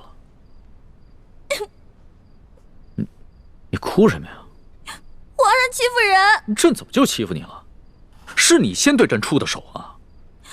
这还是第一次有人敢在朕的龙床上对朕大打出手，只怕也是古往今来第一个敢在龙床上对皇帝大打出手的女人吧？皇上强词夺理，明明就说好了，还强迫人家，人家不想反抗还不让，反抗打不过人家就吓唬人家，哪有这样的？朕有你说的那么不堪吗？好了，别哭了。要是被外边的太监给听见了，不知道的还以为朕欺负你一个弱女子呢。那皇上你离我远点，我就不哭了。你让朕远点，朕就远点，那朕岂不是很没面子？龙小弟，你在哪儿啊？你还说皇上是个正人君子，结果皇上就欺负一个弱女子。来，好了，别哭了。哎，朕不跟你这个小女子一般见识。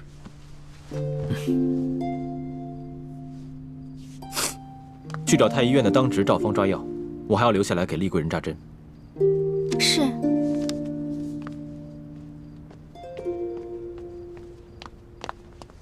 你去烧壶热水，一会儿我要替厉贵人更衣。是。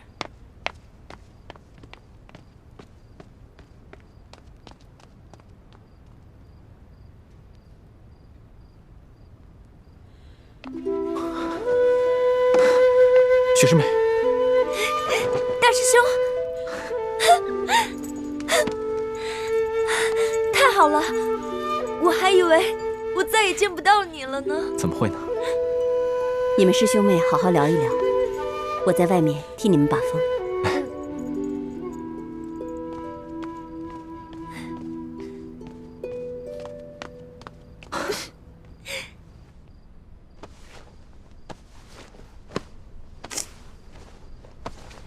你找什么呢？我想找个手巾擦擦脸。这龙床上哪有手巾啊？朕也不想传太监打扰我们。哎，你又想干嘛？放心吧，朕不会动你的。朕堂堂天子，一言九鼎，给你擦个眼泪。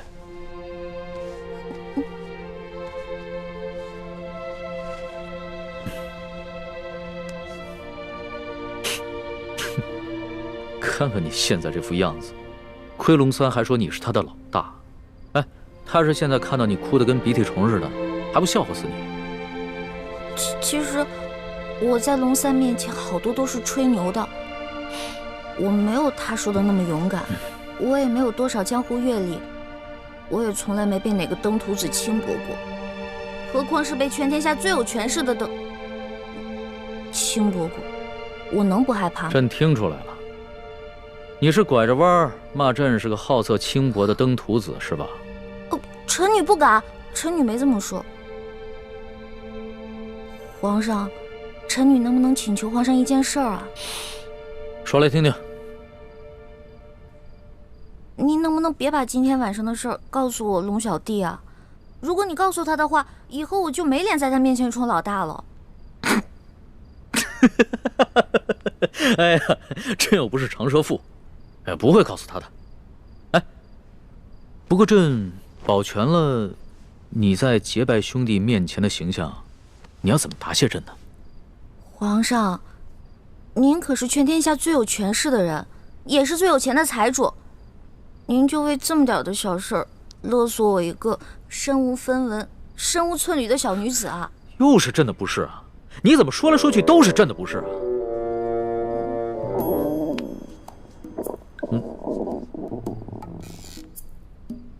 什么声音？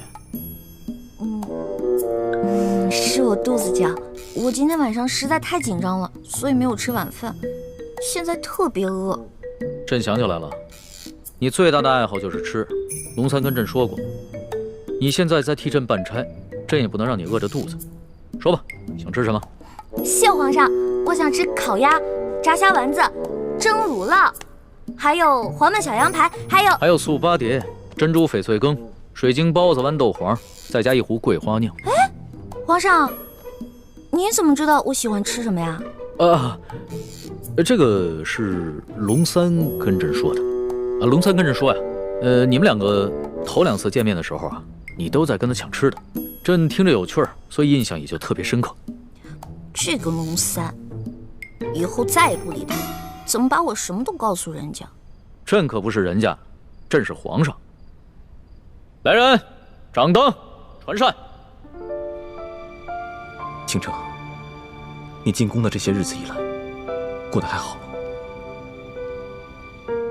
我不得不离开你们这些亲人朋友，来到这个活死人墓一样的紫禁城，和成百上千的女人争奇斗艳，来取悦我们最大的敌人。你说我能过得好吗？对不起，倾城，要你冒名顶替舒婉欣进宫的方案，我本来是不同意的。可这是6位师父一致的决定，我也无力反对。大师兄，你不必自责。就算你反对，我也会主动要求进宫的。毕竟我们这些在明珠谷长大的孩子，没有一个人能为自己活着。就连单纯任性的小师妹，不也阴差阳错的进了宫吗？是我太无能了，还要让你们几个女孩子冒这样的风险，忍受这样的侮辱。今晚，易欢也要被召去侍寝了，也不知他现在怎么样了。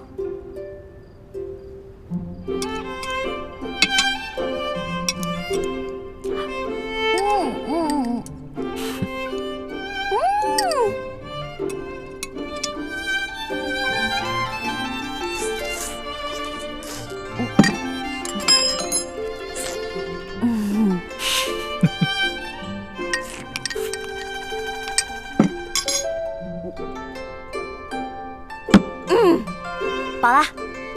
吃好了？谢皇上恩赐。撤掉吧。这。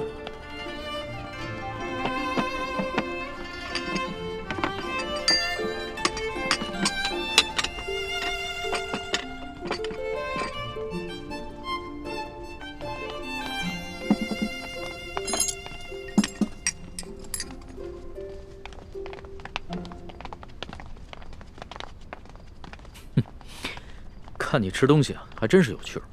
你一个女孩居然能吃得这么香，你这小小的肚子里，到底是怎么装得下这么多东西的呀？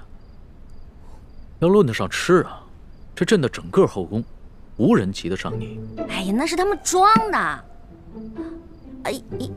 因为您是皇上嘛，他们在军前得注意自己的礼仪，所以要压制自己的食欲嘛。孔圣人也说过呀，人生3大乐趣，食、色、性也。所以呢，这个美食是人生最大的乐趣之一。说得对。食色是人之本性，现在食之乐趣你已经享受过了，要不要再享受一下色之乐趣啊？看来这个色狼皇帝还真是狼心不死啊！哎呀，要是猪哥哥给我的丝巾在就好，让我骗他闻一闻，就能让他乖乖睡着了。哎呀，这一夜良宵还剩一半啊！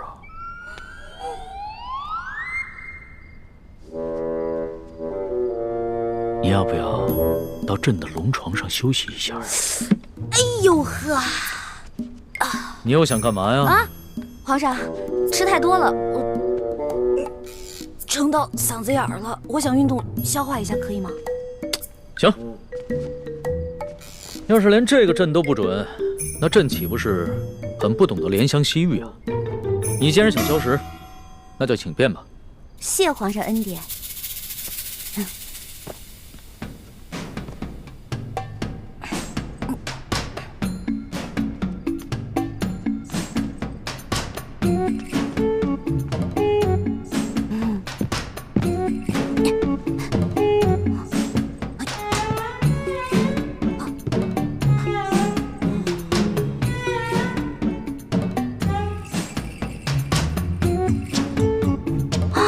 色狼皇帝还真是耐心啊！看来是打定主意要吃了我总不能就这么运动一晚上吧？这可怎么办？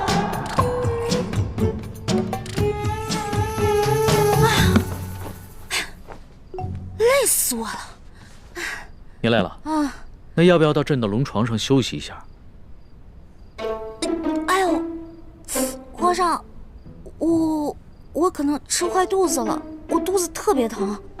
刚才吃了好多杂七杂八的，特别疼。现在你肚子疼啊？啊，那要不要朕传个太医给你瞧瞧？哎，那不必了，我只要回自己的房间睡一会儿就行了。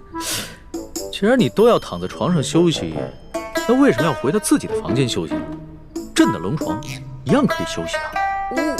我这可不一样啊！我肚子疼，我可能会拉肚子。我在您这儿拉肚子不合适，是不是？我得保持在您面前的仪态，所以还是让我回去吧。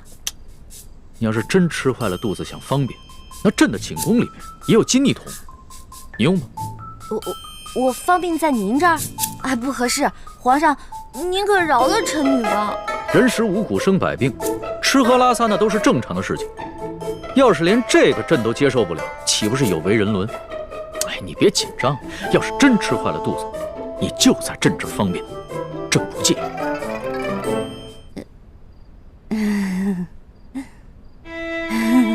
你看着我干嘛呀？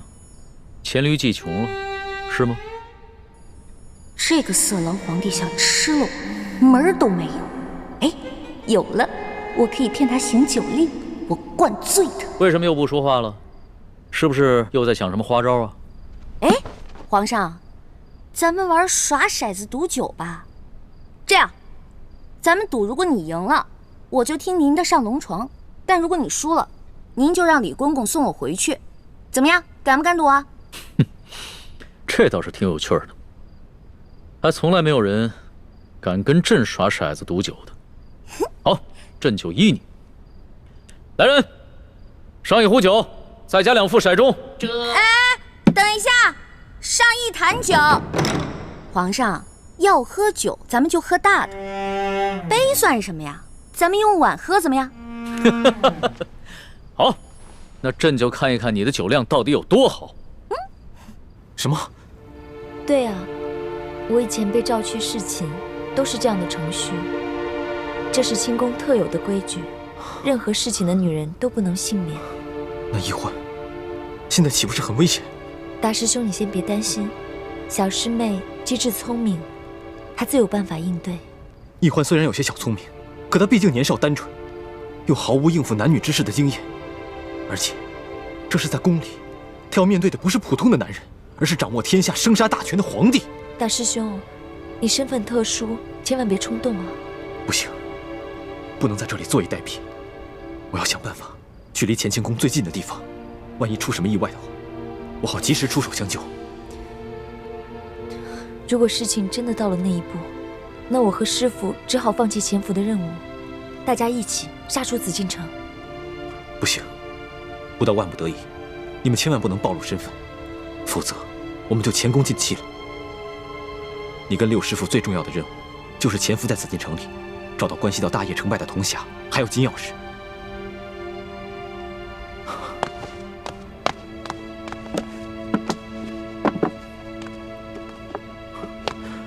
我先走了，你多保重。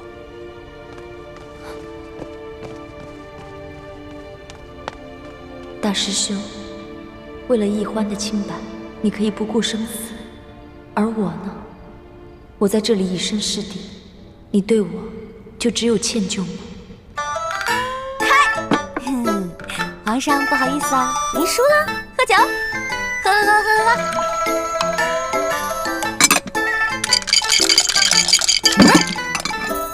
皇上输了，接着喝。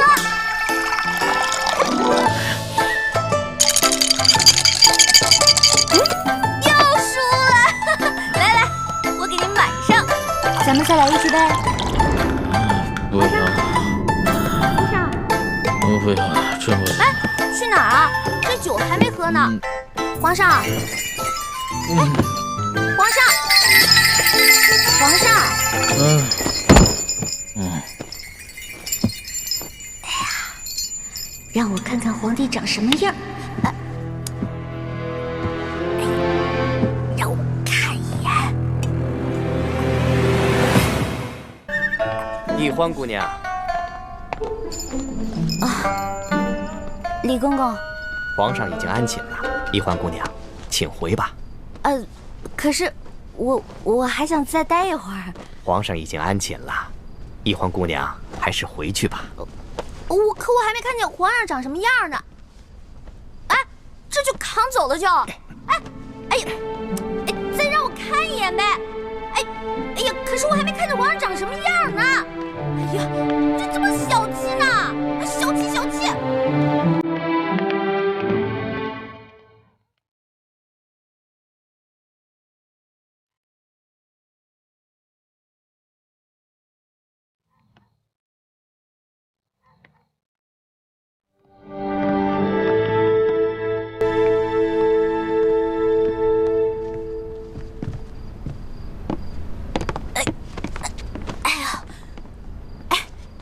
李公公，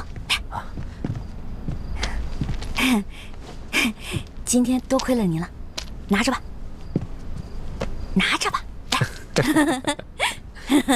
易欢姑娘，你可真是大方啊！今天我看皇上对待易欢姑娘，比封了正位的娘娘还要特殊。易欢姑娘日后一定能够飞黄腾达。多谢李公公啊！这假如以后皇上再传我侍寝的话，还得有劳李公公多多照顾，小小诚意啊！等我以后飞黄腾达了，少不了你的好处。好说，好说。易欢姑娘，这时候也不早了，快歇着吧。好嘞，我走了。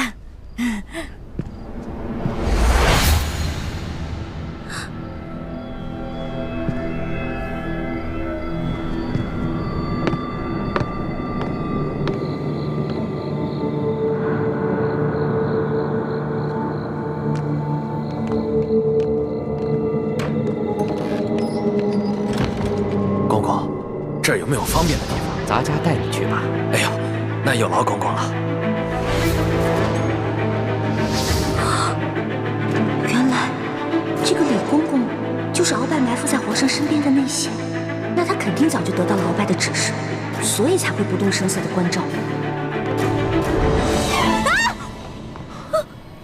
别怕，是。你怎么穿成这样？朱哥哥，你怎么来了？那康熙有没有碰你？我刚才去见了倾城才知道，原来这宫中给皇帝侍寝，居然要脱光，再由太监用红绸裹着送到龙床上。你没事吧？哎呀，我没，哎呦，我当然没事了。真的没事？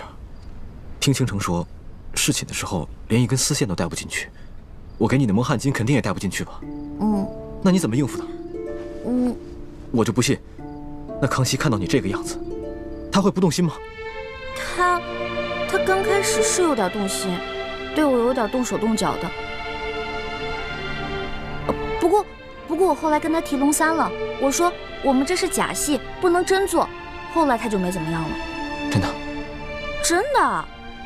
朱哥哥，你要是再怀疑我的话，那我可生气了。对不起，欢梅，是我错了，我相信你就是了。这次是我太大意了。如果那康熙再找你侍寝，我得赶紧想一个法子，确保万无一失。哎呀，朱哥哥，你先别着急嘛，我有重要的事情要告诉你。我才发现，原来这个李公公就是跟鳌拜勾结的内奸，怪不得李公公今天这么照顾我呢，肯定是鳌拜提前跟他打过招呼了。原来李公公就是鳌拜埋在康熙身边的棋子，此事万万不能让康熙知道。为什么呀？如果我们跟龙三说了，让他汇报给康熙，不光龙三能立功，还能得到好多奖赏。我们可以拿着这些钱去买好多东西，分给谷底的兄弟姐妹啊。环妹，你又犯傻了。我们这次来紫禁城，可不是来敛财的，我们的目的是要挑起康熙跟鳌拜的内斗。你想啊，如果我们帮康熙除掉了鳌拜埋在他身边的一条蛇，这对于我们来说能有什么好处？对，你说的对，那我明白了。哎，一叶哥哥跟樊姐姐怎么样了？刚刚得到他们的消息，他们已经跟踪到了吴应奇的车队，正在想办法下手。我们在宫里的计划还挺顺利的，希望叶哥哥跟樊姐姐能顺利的找到1号金钥匙，这样我们就可以早日平安的团聚了。我先走了，早点休息。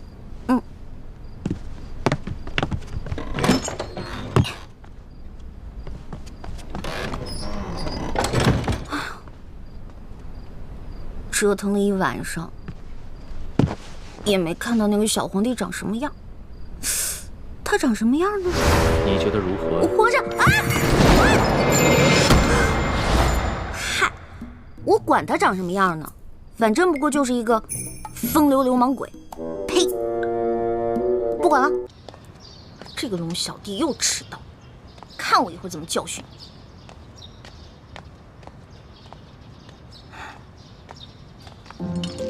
老大，你又迟到又迟到啊！昨晚战绩如何啊？幸不辱使命。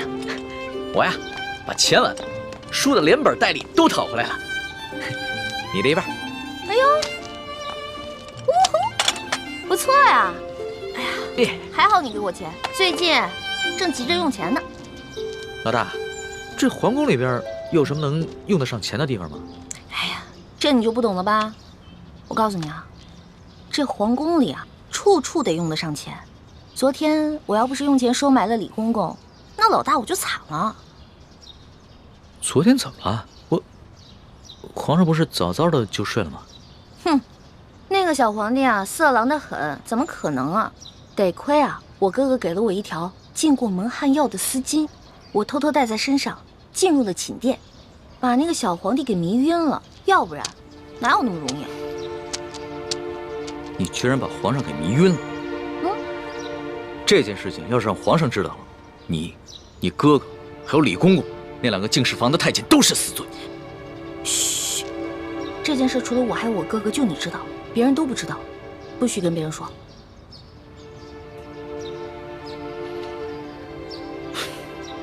老大，你不应该告诉我，陷我于两难。如果我跟皇上说了，那就是对你不义；如果不说，那就是对皇上不忠。我又不是去害皇上，我是为了自保。哎，你可别为了你的主子皇帝出卖我啊！如果真是那样的话，那我可就跟你割袍断义了啊！老大，不是我说你，你也太任性妄为了。要不是我在皇上面前说你好话，你有几个脑袋也早就掉干净了。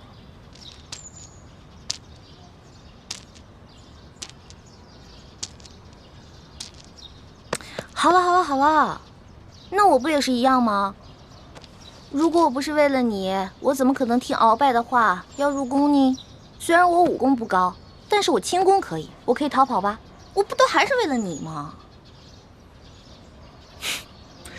行，就冲着老大对我这份情谊啊，我说什么也要在紫禁城里面保护你的安全。但是咱俩可说好了，你可不能做什么太过分的事情，尤其是不能伤害皇上，要不然的话，连我都保不住你，明白吗？放心吧，其实我这个人吧，挺怕死的。再说了，我怎么可能连累我的龙小弟呢？还是老大够意思。这脑袋长得真像鸡蛋。嘿嘿，老大，这2个晚上和皇上相处下来，你觉得他怎么样？这小皇帝嘛，有点风流，有点色，但人还是不错的，对我吧也挺宽容的。最主要的是，他酒品跟毒品不错。我跟你说啊，看一个人，如果他的酒品跟毒品都好的话，基本上这个人也不会差到哪儿去。还从来没有人这么评价过皇上。要是皇上听到了，肯定会觉得很有趣儿。哎，我跟你说的可都是私房话，你可千万不能告诉别人。我知道，我们俩之间的小秘密。耶！嘿。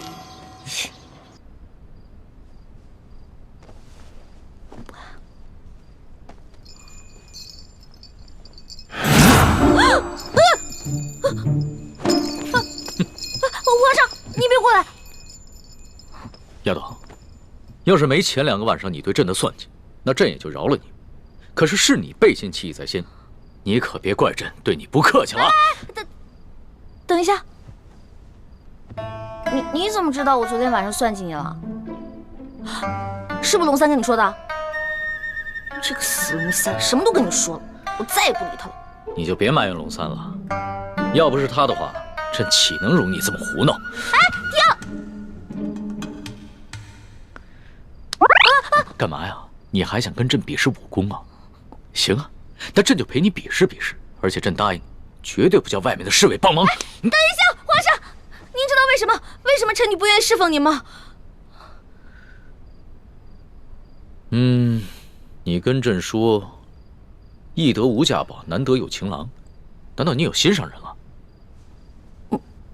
没错，我已经有心上人了，而且这个人皇上也认识，他是龙三。龙三？他不是你小弟吗？话虽然这么说，但是男女有别嘛，我怎么可能心里真的把他当我兄弟呢？而且我从一开始就喜欢上他了。皇上，如果您要硬抢的话，那我只好为了龙三守节一死了。你肯为他去死啊？没错，皇上，龙三可是您的心腹啊，这古来圣明的皇帝都不可能抢夺自己手下的女人的，而且还会有意成全呢。再说了，您后宫佳丽3000，何必为了我这一个小小的秀女而伤了龙三的心呢？那你怎么知道龙三也喜欢你啊？我虽然不知道他心里到底喜不喜欢我，但是我敢肯定的是，我在他心里一定占了很重要的位置。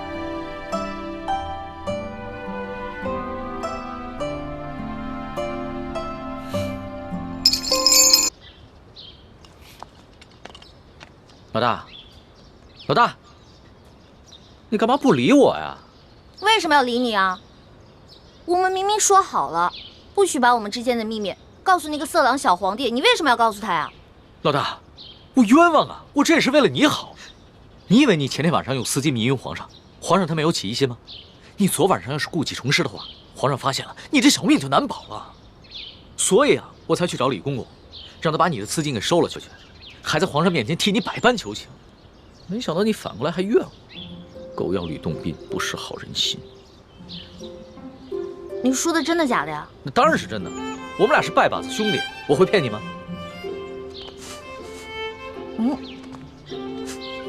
昨晚又喝酒了？没有，嗨，我哪能天天不务正业的喝酒赌博呀？我是啊，昨天晚上一个人在房里边高兴，自己喝酒呢。呀，发生什么喜事了？说来听听。昨晚你回了储秀宫以后，皇上把我给召了过去，把你跟他说的话都跟我说了。我从一开始就喜欢上他了。皇上，如果您要硬抢的话，那我只好为了龙三守节一死了。所以，老大，你跟皇上说的都是真的，对吧？我是怕皇上假戏真做，所以我才骗了他。龙小弟，你千万别误会啊！你只是骗皇上？是啊，你想，如果我不把你拿出来当挡箭牌，那皇上肯定会吃了我呀。那你对我？我对你，我们当然是好兄弟了。你是我小弟，我是你老大嘛。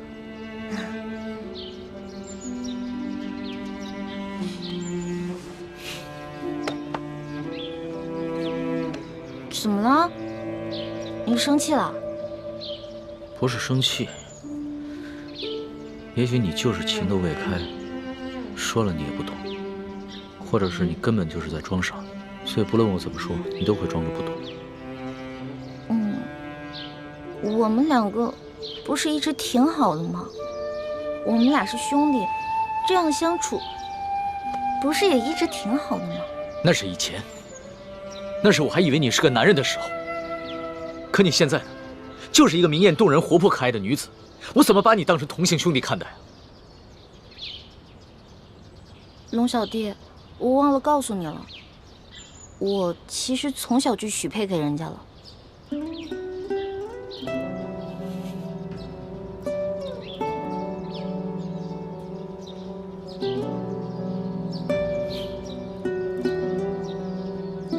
所以你很爱那个人是吗？为了他，你连皇上的临幸也不要，对我更是不屑一顾。也不是啦，我们两个从小就定下来的亲事，我跟他从小青梅竹马，他呢对我特别好，我也挺喜欢他的，但是我不知道我对他的喜欢是不是你们说的那种男女之情。我看得出来，你现在说的是真的。那是不是不论如何，不管你待他的情感怎么样，你最终都会嫁给他？我的未婚夫曾经很富有，很有权势，但是后来他们家衰落了，他一心想着要成家立业，先成家再成亲，所以我得一直等着他，我不能嫁给别人。好吧，我明白了。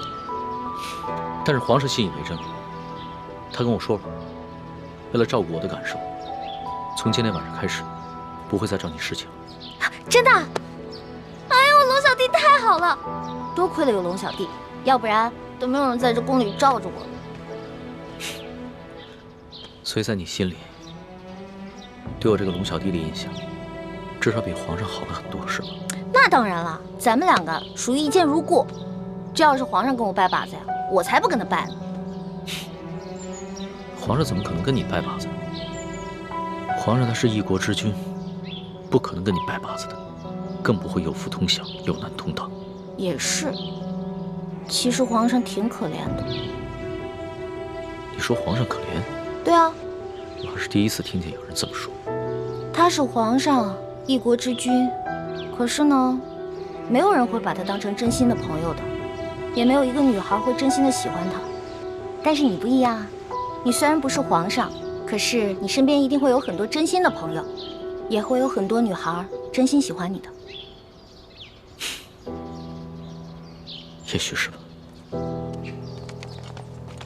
倩影姑娘，要不还是我和你哥哥骑马，你坐我的马车吧。哦，吴公子，还是我骑马，你坐车吧。这是什么话呀？哪有让女孩辛苦骑马，而我坐马车的道理呢？妹妹，吴公子的一番好意，你就不要推辞了。请，来，我扶你。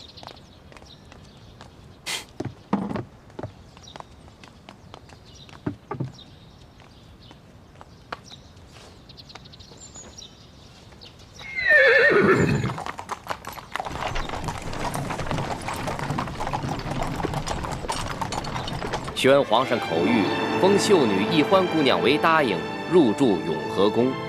谢皇上恩典。都起来吧。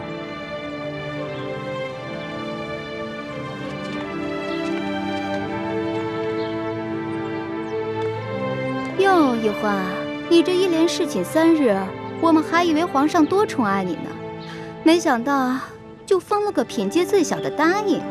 答应就答应吧，反正对我来说都一样。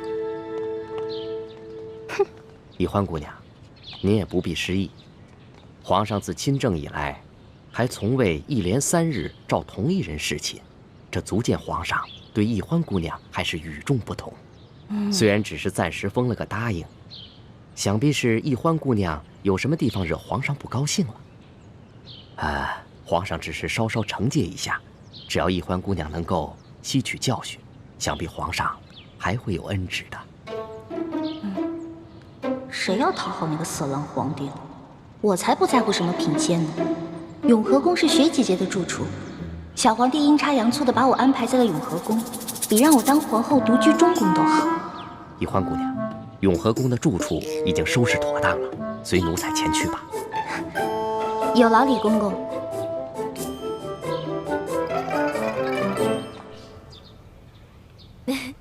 真想不到，皇上正巧把你安排在永和宫，这下咱们姐妹俩可以日夜相伴，互相照应了。就是啊，我本来特别讨厌那个小皇帝，结果他这么安排吧，我现在都不讨厌他了。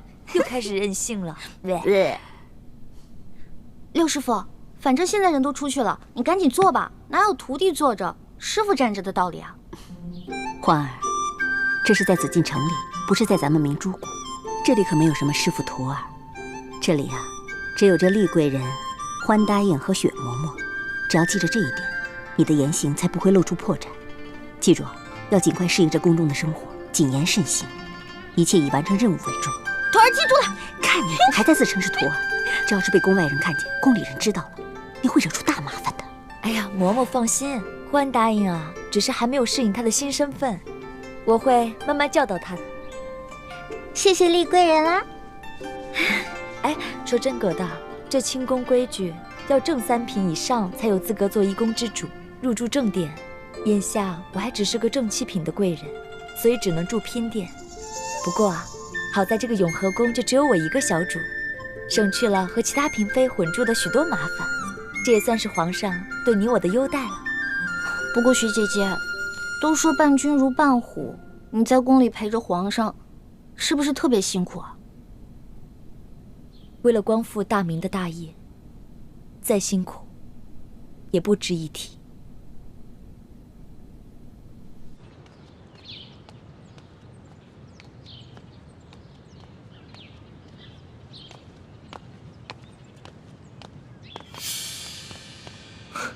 李公公，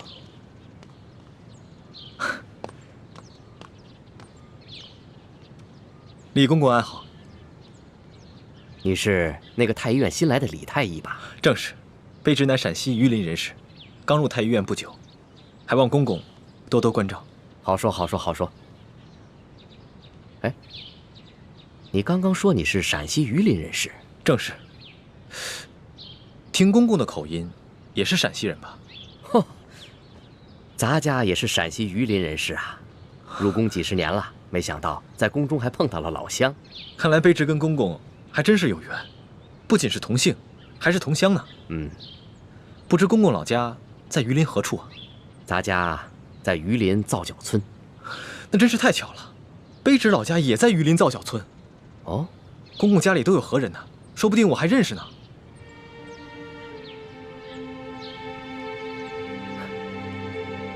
不可能，不可能，不可能，不可能！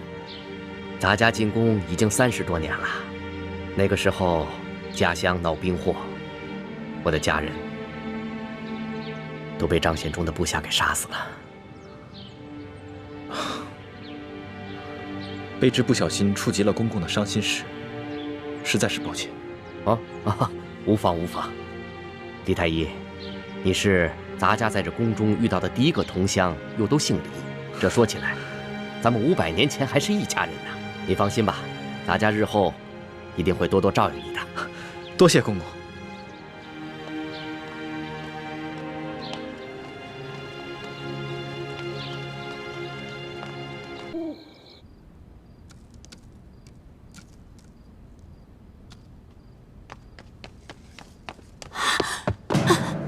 李太医，快拿上你的药箱，随我去永和宫。厉贵人刚刚在御花园遇刺了。什么？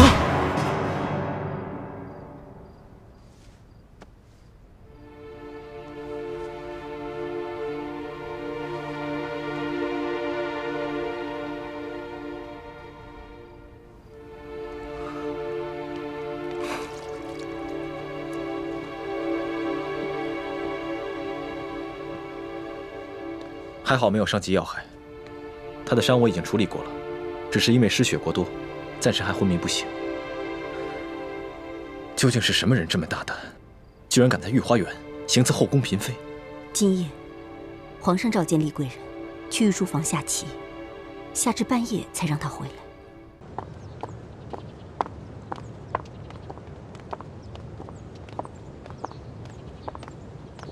来。哎，站住！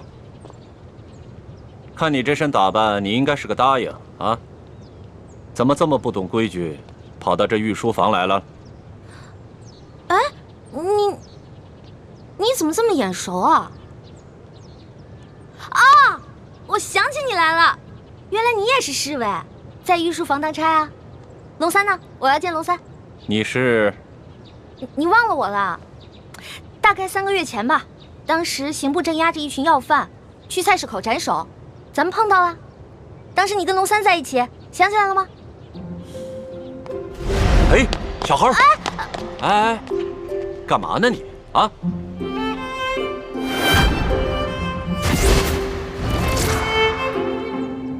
是你？我呀？哎，你是个女的，还进宫当了个答应。哎，龙三呢？龙三？难道你不知道龙三他是？我知道啊，龙三他不是御前侍卫吗？在御书房当差。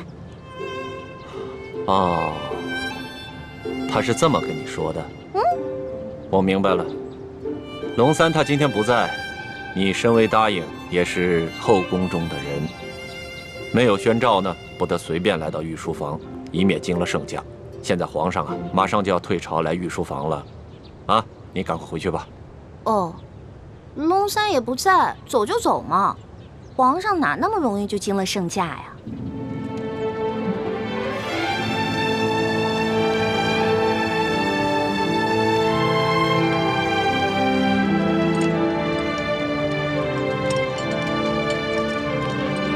哎呦，皇上来了，快快快！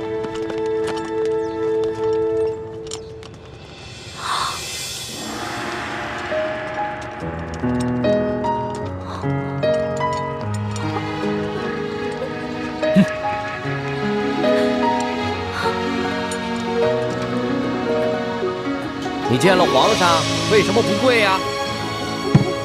你是皇上。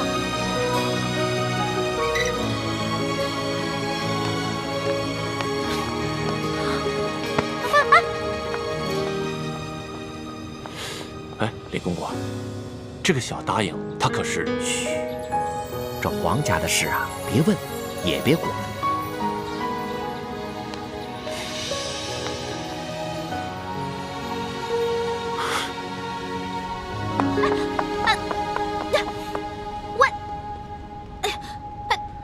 你到底是谁啊？你是皇上还是龙三啊？嘘，我不是皇上，我是龙三。那外面的人为什么称呼你为皇上，还给你跪下了？我真的不是皇上，我只是长相和声音都酷似皇上，所以啊，被皇上选做替身了。你是皇上的替身？对呀，我只是皇上的替身。我们这大清啊，虽说入关数十余年，可是根基还未稳，这皇上又还年少，刚刚亲政不久。不管是那些签名余孽，还是那些妄想谋朝篡位的权臣，都有暗杀皇上的企图。就拿这个鳌拜来说，连顾命大臣苏克萨哈都敢杀，还勾结内侍给皇上下毒。所以啊，皇上时常让我扮成他的样子。我就说嘛，你吓死我了！你怎么可能是皇上呢？你要是皇上的话，怎么可能半夜3更的去御膳房偷东西呢？还跟我结拜兄弟了，是不是？对对对。所以皇上3日侍寝，不肯让我看他的样子，一直戴着面具，就是怕我发现，是不是？对呀。所以你现在知道了，为什么你在宫里面打听不到侍卫龙三这个人？因为我不是普通的侍卫，我不站班啊，我只是在必要的时候出来替皇上一下。那也就是说，你是皇上的替身，那也就得替皇上挨刀子了。我身为臣子，当然要效命于皇上了。再说，皇上待我不薄，我也是心甘情愿替他卖命。龙小弟，你太可怜了。你说你当皇上的替身，皇上对你好，说白了就是让你去给他卖命。哼，从古至今，所有的皇帝都一个样，自私自利，全都是冷血无耻之徒。老大，你就别当我的面说皇上的不好了，你这不是为难小弟吗？哎，你今儿怎么想起跑这御书房来找我了？还说呢，几天都不理我。我有重要的事情要告诉你。重要的事情？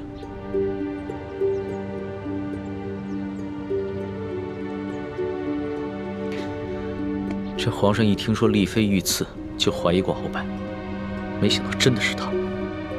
可不是嘛，这个鳌拜勾结内侍，行刺嫔妃，简直是胆大包天，把皇上都不放在眼里。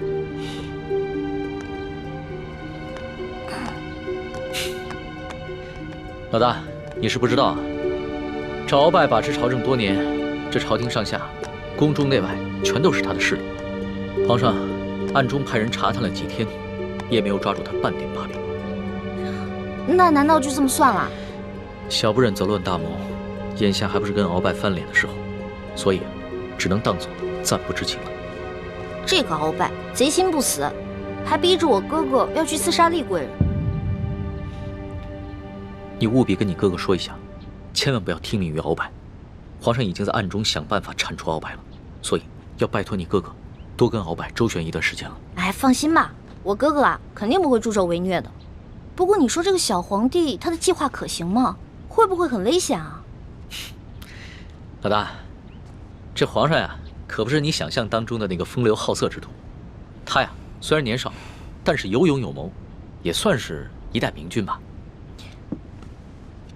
龙小弟啊，你就是天生当奴才的命啊！我说，都这个时候了，还替你那个皇上主子说话呢，他能有什么很高明的策划呀？按照我的想法，他呀就是不把你的命当命，关键时刻让你去给他当替死鬼，知道吗？老大，你就别当着我的面说皇上的不好了，你这不是为难我的吗？行，我就是因为把你当兄弟，所以我跟你说话才不避讳。既然你不想让我这样说的话，那以后就捡好听的假的话跟你说呗。好了，我这气量没那么小，岂会连一个小姑娘的口无遮拦都容不下？我知道，你之所以骂皇上，是因为担心我的安危，对吧？当然了，龙小弟，在这个世界上，除了我的亲人，你就是我最亲的人了。你听我的啊，你可千万别因为什么你的皇上、你的主子去卖命，关键时刻你得记得保护好你自己，千万别于衷，知道吗？好，你就放心吧。我可以悄悄地把皇上的计划告诉你。你把皇上的计划告诉我，这么重要的事儿，你不怕我卖了你啊？在这皇宫里边，除了皇上和太皇太后，你就是我最相信的人了。谁让你的心思最为单纯的？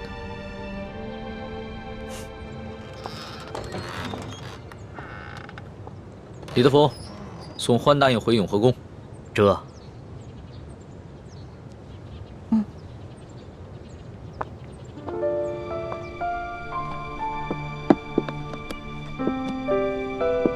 没想到，康熙如此谨慎，在宫里竟然备下了自己的替身。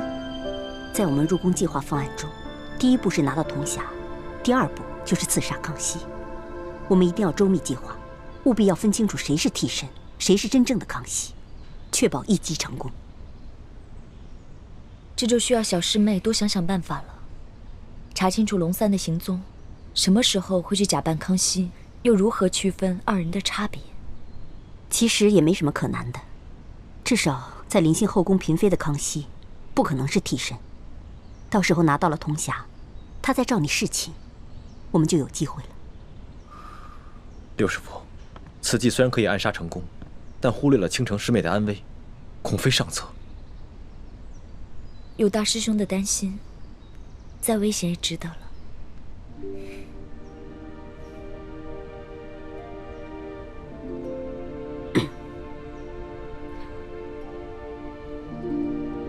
这行刺康熙的行动是下一步计划，还早着呢。我们还是现在想一想接下来的行动。康熙居然会派几个会摔跤的小子去擒拿鳌拜，这个计划比我们未来行刺的计划更加冒险。不如我把康熙擒拿鳌拜的计划告诉鳌拜，鳌拜岂会坐以待毙？到时候他们君臣内斗，无论谁赢谁输，我们都可以坐收渔利。什么？康熙在暗中训练几个小太监、小侍卫摔跤，想借着摔跤的游戏擒拿老夫。你这消息来源可靠吗？他已经开始怀疑行刺厉贵人的幕后主使就是中堂大人，所以加强了对厉贵人的保护。卑职想尽办法，也无从下手。这康熙少年老成，若是他真的想拿下老夫，那他绝不会向任何人透露半点风声。更何况，老夫乃大清第一勇士，这康熙岂会指望几个只会摔跤的少年就能拿得下老夫呢？这种计划太过儿戏了。说不定他们是想钓鱼吧，想让老夫主动上钩。若是老夫先动手，那就中了他们的计了，那他就可以名正言顺地下诏拿下老夫了。中堂大人思虑周密，卑职佩服。不过，宁可信其有，不可信其无。若是皇上单独召见中堂大人，大人小心防备为好。老夫这大清第一勇士可不是浪得虚名，又怎会怕他那几个只会摔跤的少年呢？更何况老夫在宫中埋伏下了不少的心腹死士。若是康熙小儿真的肯冒险与老夫翻脸，那老夫定会让他后悔莫及。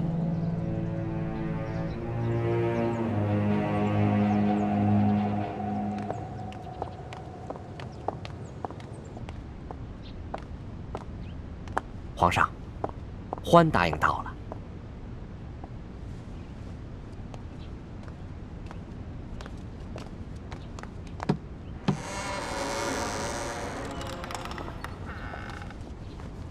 奕欢，叩见皇上。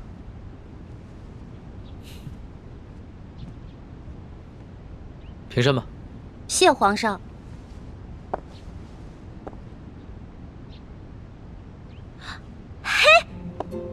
是你呀，龙小弟！哎呦，你小气的，你给我装什么皇上啊？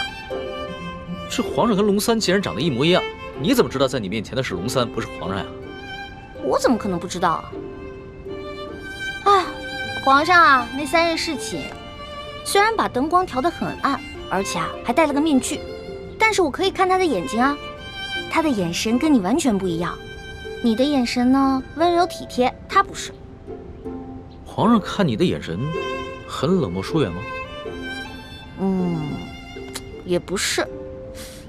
他看我的眼神有一种猎人看猎物的感觉。哎，我也说不清楚，反正那种感觉就很奇怪，就是觉得他不是什么正经皇帝。要不是你们俩眼神不一样啊，我还真认不出来。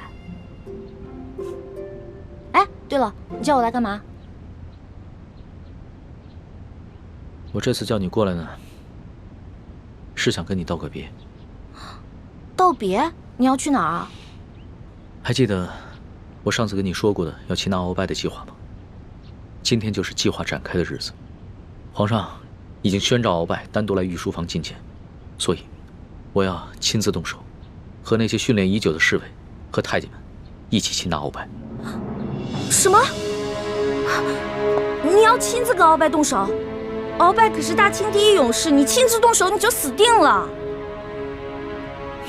鳌拜一日不出，皇上就无法真正亲政。而且，鳌拜手握军权，皇上也不敢下旨捉拿鳌拜。但是鳌拜此人呢，自是武功甚高，性格极为孤傲，他绝对想不到皇上会找几个摔跤手在宫里边要擒拿他，这样出其不意，反倒有可能成功。而且皇上还安排了李公公在茶里边下了一些药，鳌拜喝了以后就会内力尽失。李公公，皇上让李公公来协助你？对啊，李公公从小就进宫了，侍奉过太祖皇帝和先皇，深得太皇太后的宠幸。可是那个李公公，怎么了？算了，算了，没事了。龙小弟，你别那么傻，你别替皇上去卖命，你肯定会死的，你别去了，行不行？所以啊，特意让你过来，跟你道个别。毕竟我活到这么大，你是跟我关系最特殊的人。这一世，我可能只能做你的龙小弟，是你的结拜兄弟。可是来世，我希望做你的青梅竹马。老大，你怎么哭了？我们两个是结拜兄弟，说好有福同享，有难同当的。你要是去送死了，就凭我这三脚猫的功夫，根本救不了你。那如果你死了，那我也得去死啊！我还不想死呢，我还有很多美食没有吃呢，我还有很多心愿没有完成呢。那你就别陪我去死了，让我自己一个人死就好了。反正我在九泉之下也不会怪你，顶多变成厉鬼来缠着你。呸！你明知道人家心里特别着急，你还说这样的话。老大，好了，别哭了，啊！这个计划，它又不一定会失败，也许就成功了呢。道完别了，你先回永和宫等消息吧。龙小弟，只能这样了吗？没有什么更改的可能吗？只有过了这一关，皇上才是一条龙，要不然的话，他只是一条虫。那你等我一下。你要干嘛？哎，不许进来啊！我没让你进来，你不许进来。哎，不许进来。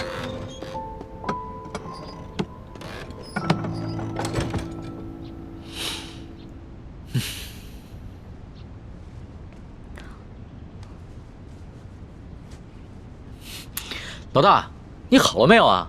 你再不出来，鳌拜可就来了。哦，我知道了，知道了，马上。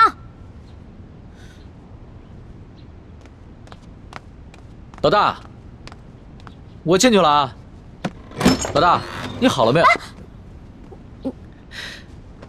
老大，你不会真是以为我要赴死了就要以身相许了吧？呸！你怎么变得跟那个小色皇帝一样了？真是近墨者黑。喏，给你的。这个是金蚕背心，鳌拜给我的，据说可以刀枪不入，水火不侵。反正我留着也没用，给你穿吧，你还能保护着你自己。好香啊，老大，这上面还有你的体香和体温呢。你干嘛用那种色眯眯的眼神看着我呀？你这样很猥琐，知道吗？你赶紧穿上吧，这之前我贴身穿的，反正我用不上，你穿上以后还可以护住你的要害呢。既然是你穿过的衣服，那我当然要穿了，要不然你替我穿。你这说的什么鬼话呀？我不想理你了。哎，老大，哎，老大，我是你老大，你是我小弟，所以你得听我的，知道吗？不能死。是，遵命。